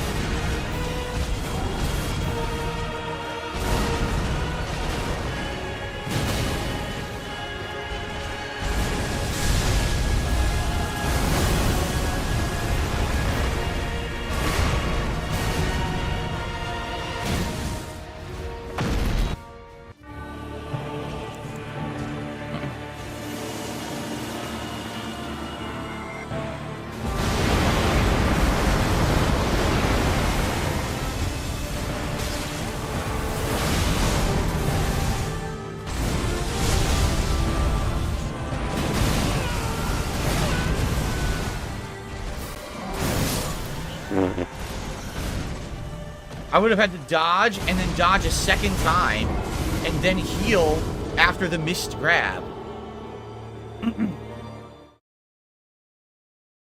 No, the game's offline mode is not going to help me here. Nothing is... Online connectivity is not affecting this game right now. Ugh.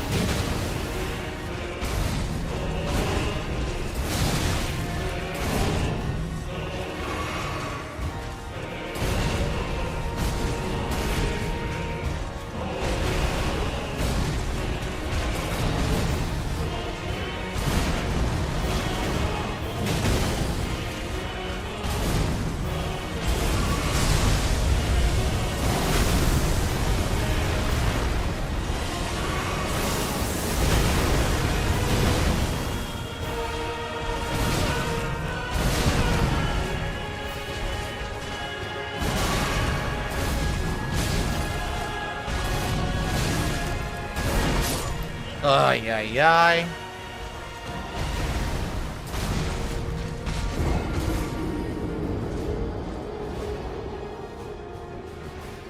I got distracted because I heard a noise. I heard a noise outside. I'm like, oh, is my wife coming home? And then I missed time of dodge, and that's it. I received a $31 tip. Maybe the Dumas hat will help you. Well, we'll see, I guess. Thank you for the $31 tip. I appreciate that. Oh, no, I'm sure he staggers, but you probably have to hit him like 5-6 times in a row and not die. And that would be the problem. How would you do that and not die? Right? The answer is you wouldn't.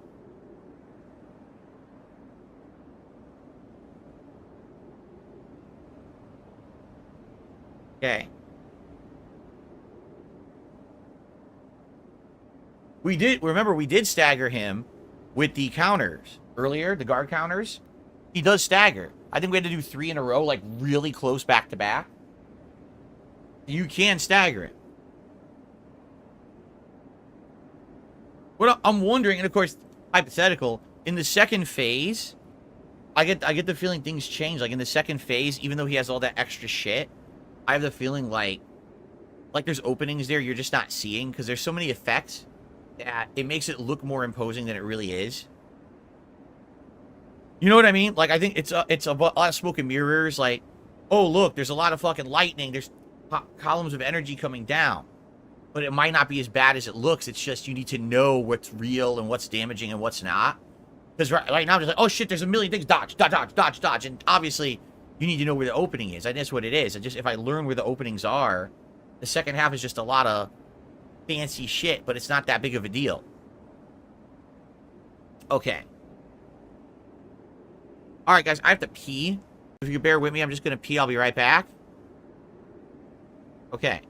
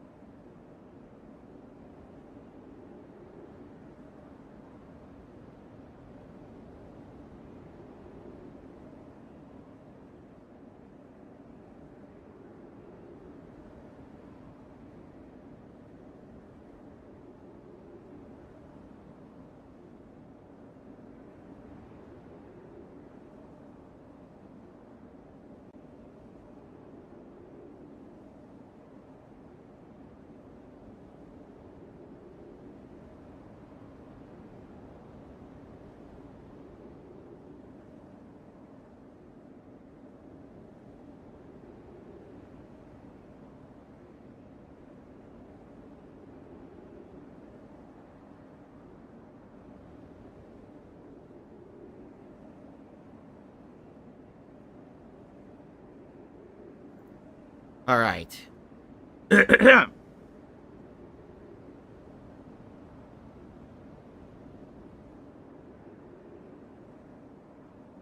All right.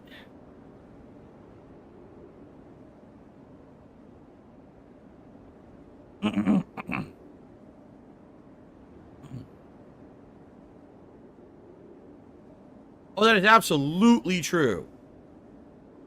That is absolutely true. The game's bosses favor memorization rather than reaction. 100%. That's always been for FromSoft games. You memorize the pattern, you recognize it and counter it versus, oh, I just see things and I react to them. You have to memorize the pattern. You have to know what the attacks are. Then you learn how to dodge them. Then you just, you know, give response to appropriate thing, right? No, we have not read the suggestions thread yet. Don't worry, we will eventually. We haven't gotten to it yet this week. You know, maybe next week we'll check it out a few times. Okay. All right, let's continue.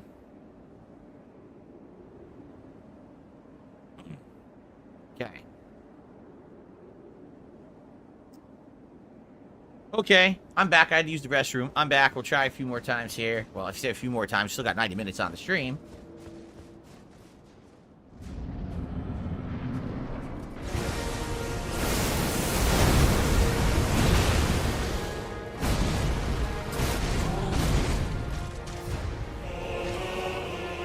If I run away, will he do the teleport again? No.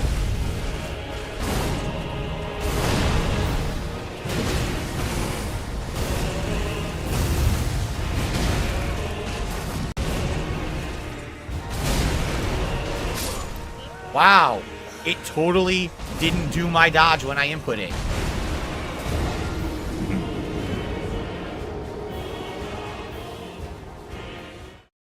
I've only dodged that combo 7,000 times before, but now when I input at the same time, it comes out late. Interesting. Very interesting.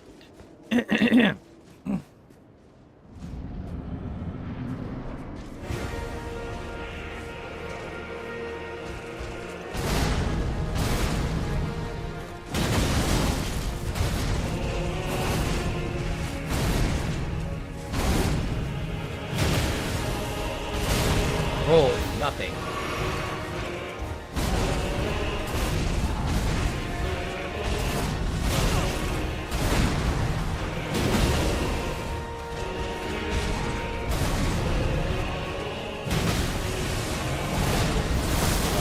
I knew it. Just like there's way more meteors for some reason.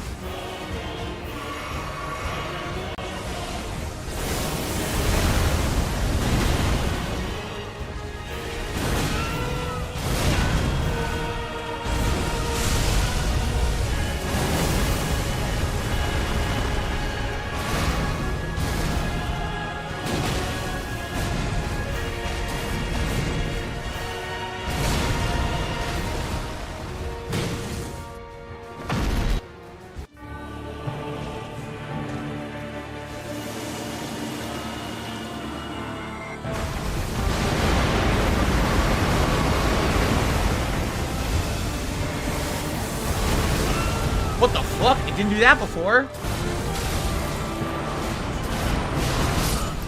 Oh no, it hit me, guys. You said they were fake. They hit me. People said those attacks were fake. They hit me.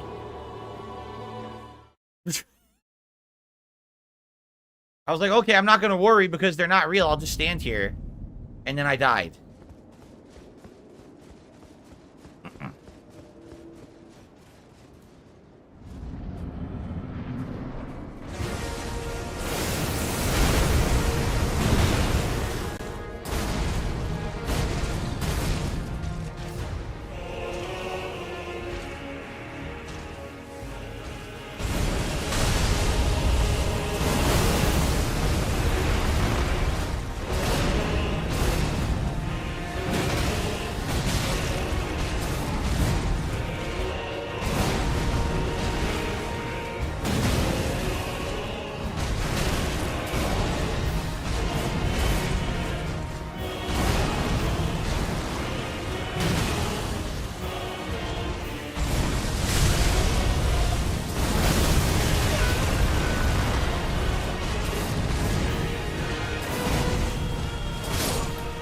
That stupid horizontal slash changes the camera.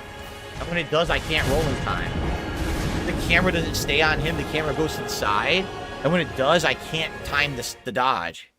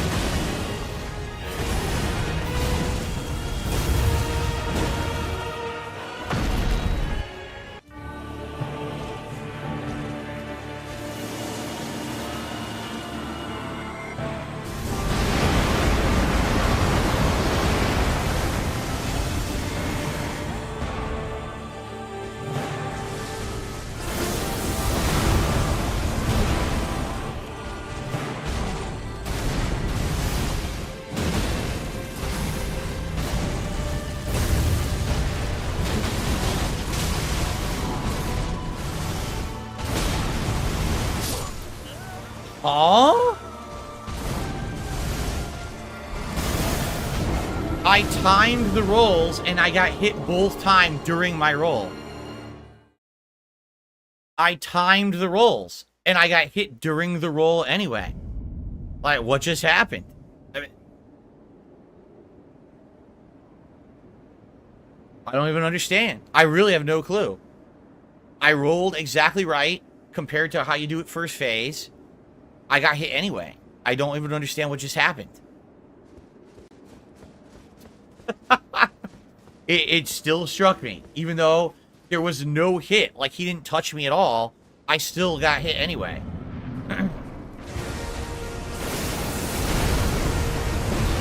Oh, great.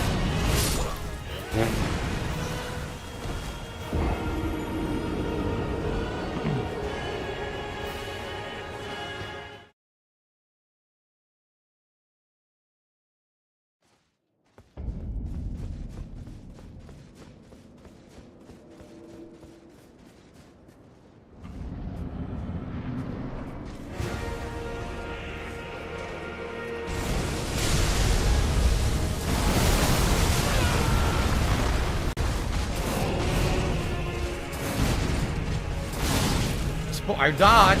Unreal.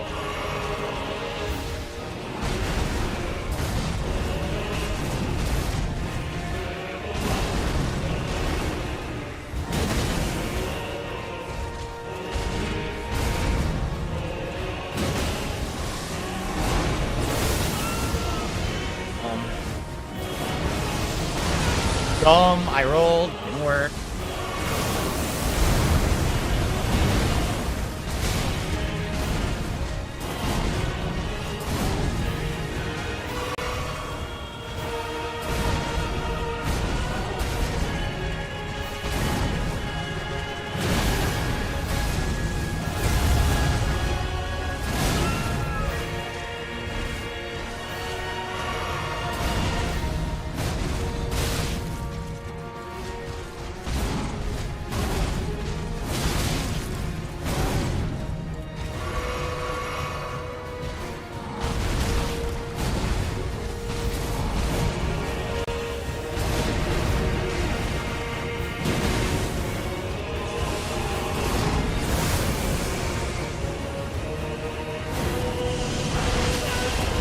He threw double the meteor. You see how it's not consistent? Sometimes he throws like 3. Sometimes he throws like 12. Like, why does he throw different amounts of meteors when he casts that spell? It's not even consistent. So when he throws like 3, 4 to 5, you can dodge easily. When he throws 12, you're going to get hit by the last ones no matter what. Why is it RNG how many he fucking throws? No, it's not always 6, David. Shut the fuck up. It's not always 6. There's been times only 3 came down. There's been times 4 or 5 came down. At that time, that was more than 6. So you can fucking shut up and stop making shit up in the chat. That was not always the same amount of meteors.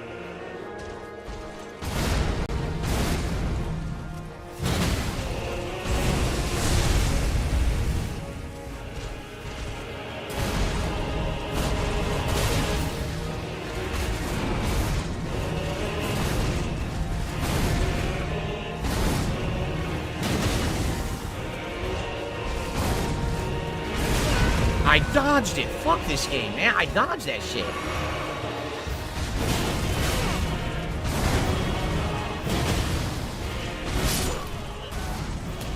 I'm trying to dodge.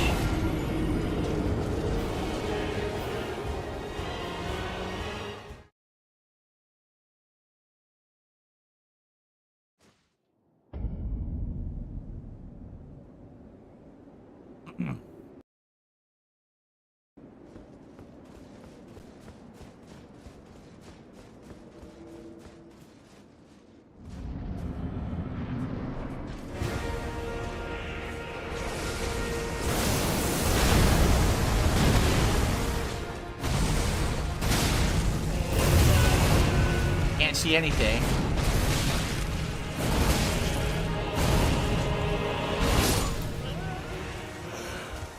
Dodging.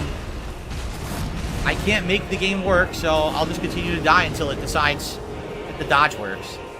I mean, I've only beaten the first phase a zillion times. I know how the dodge works. But I need the game to cooperate.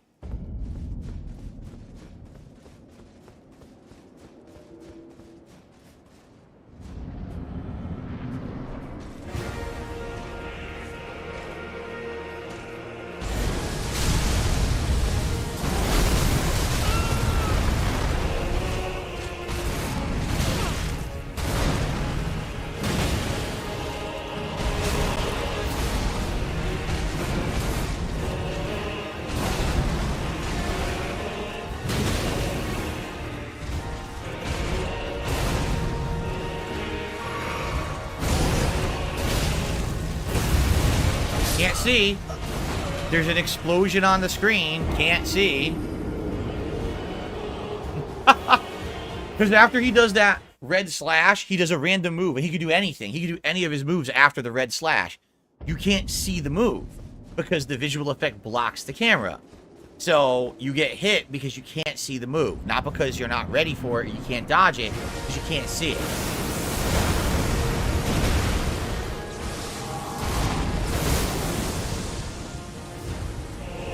By the way, I count 7 to 8 meteors right there. That was not 6.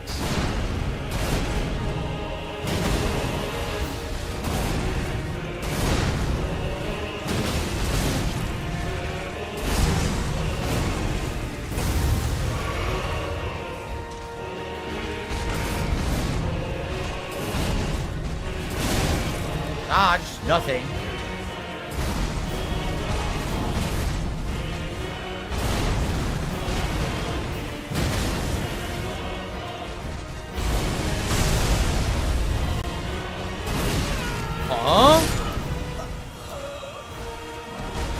You could totally see that's more than 6 meteors. There was like 3 above him, and at least 2 on the sides and 2 under, so there's at least 7 right there, if not more.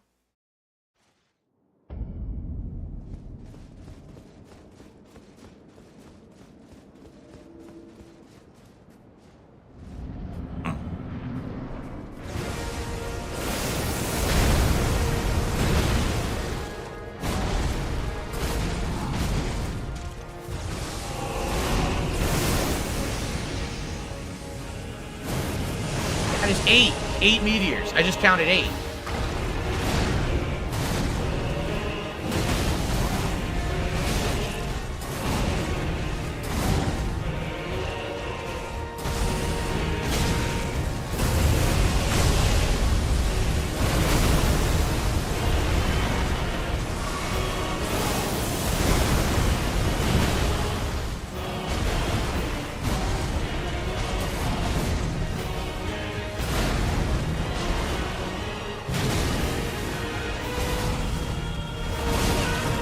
That slash is what always gets me, the horizontal slash.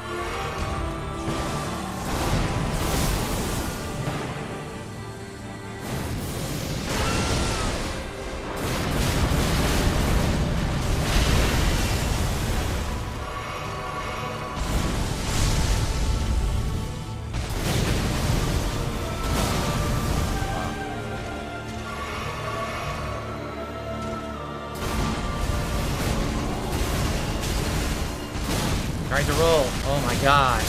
I can't see! I know he's doing the horizontal slashes. I could dodge them, but I can't see them because the fucking light is blocking the camera. God, that's fucking stupid. Why are you having the light block the camera? If I can't see a boss fight, I can't beat the boss.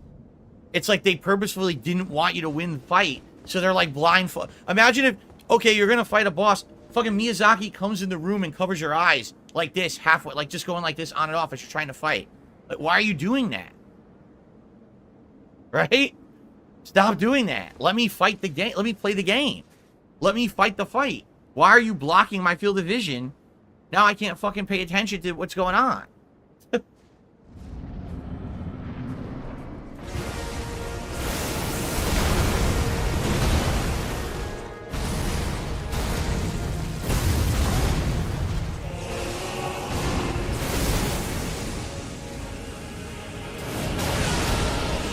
There's a way to get out of it. You gotta take a hit, but at least you're out of it.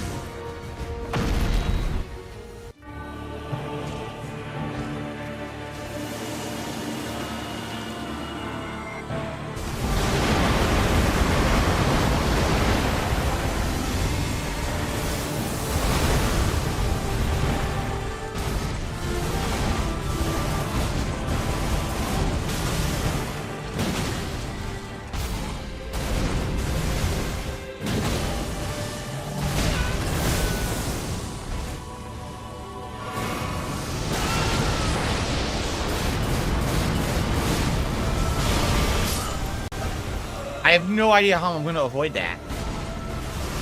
Because first I have to somehow avoid the meteors. Then I have to avoid the follow-up. That's a giant area of effect. How? Maybe just run?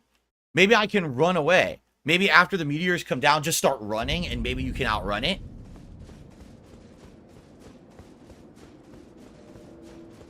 No, tanking it out is not working. I gotta get away from it somehow.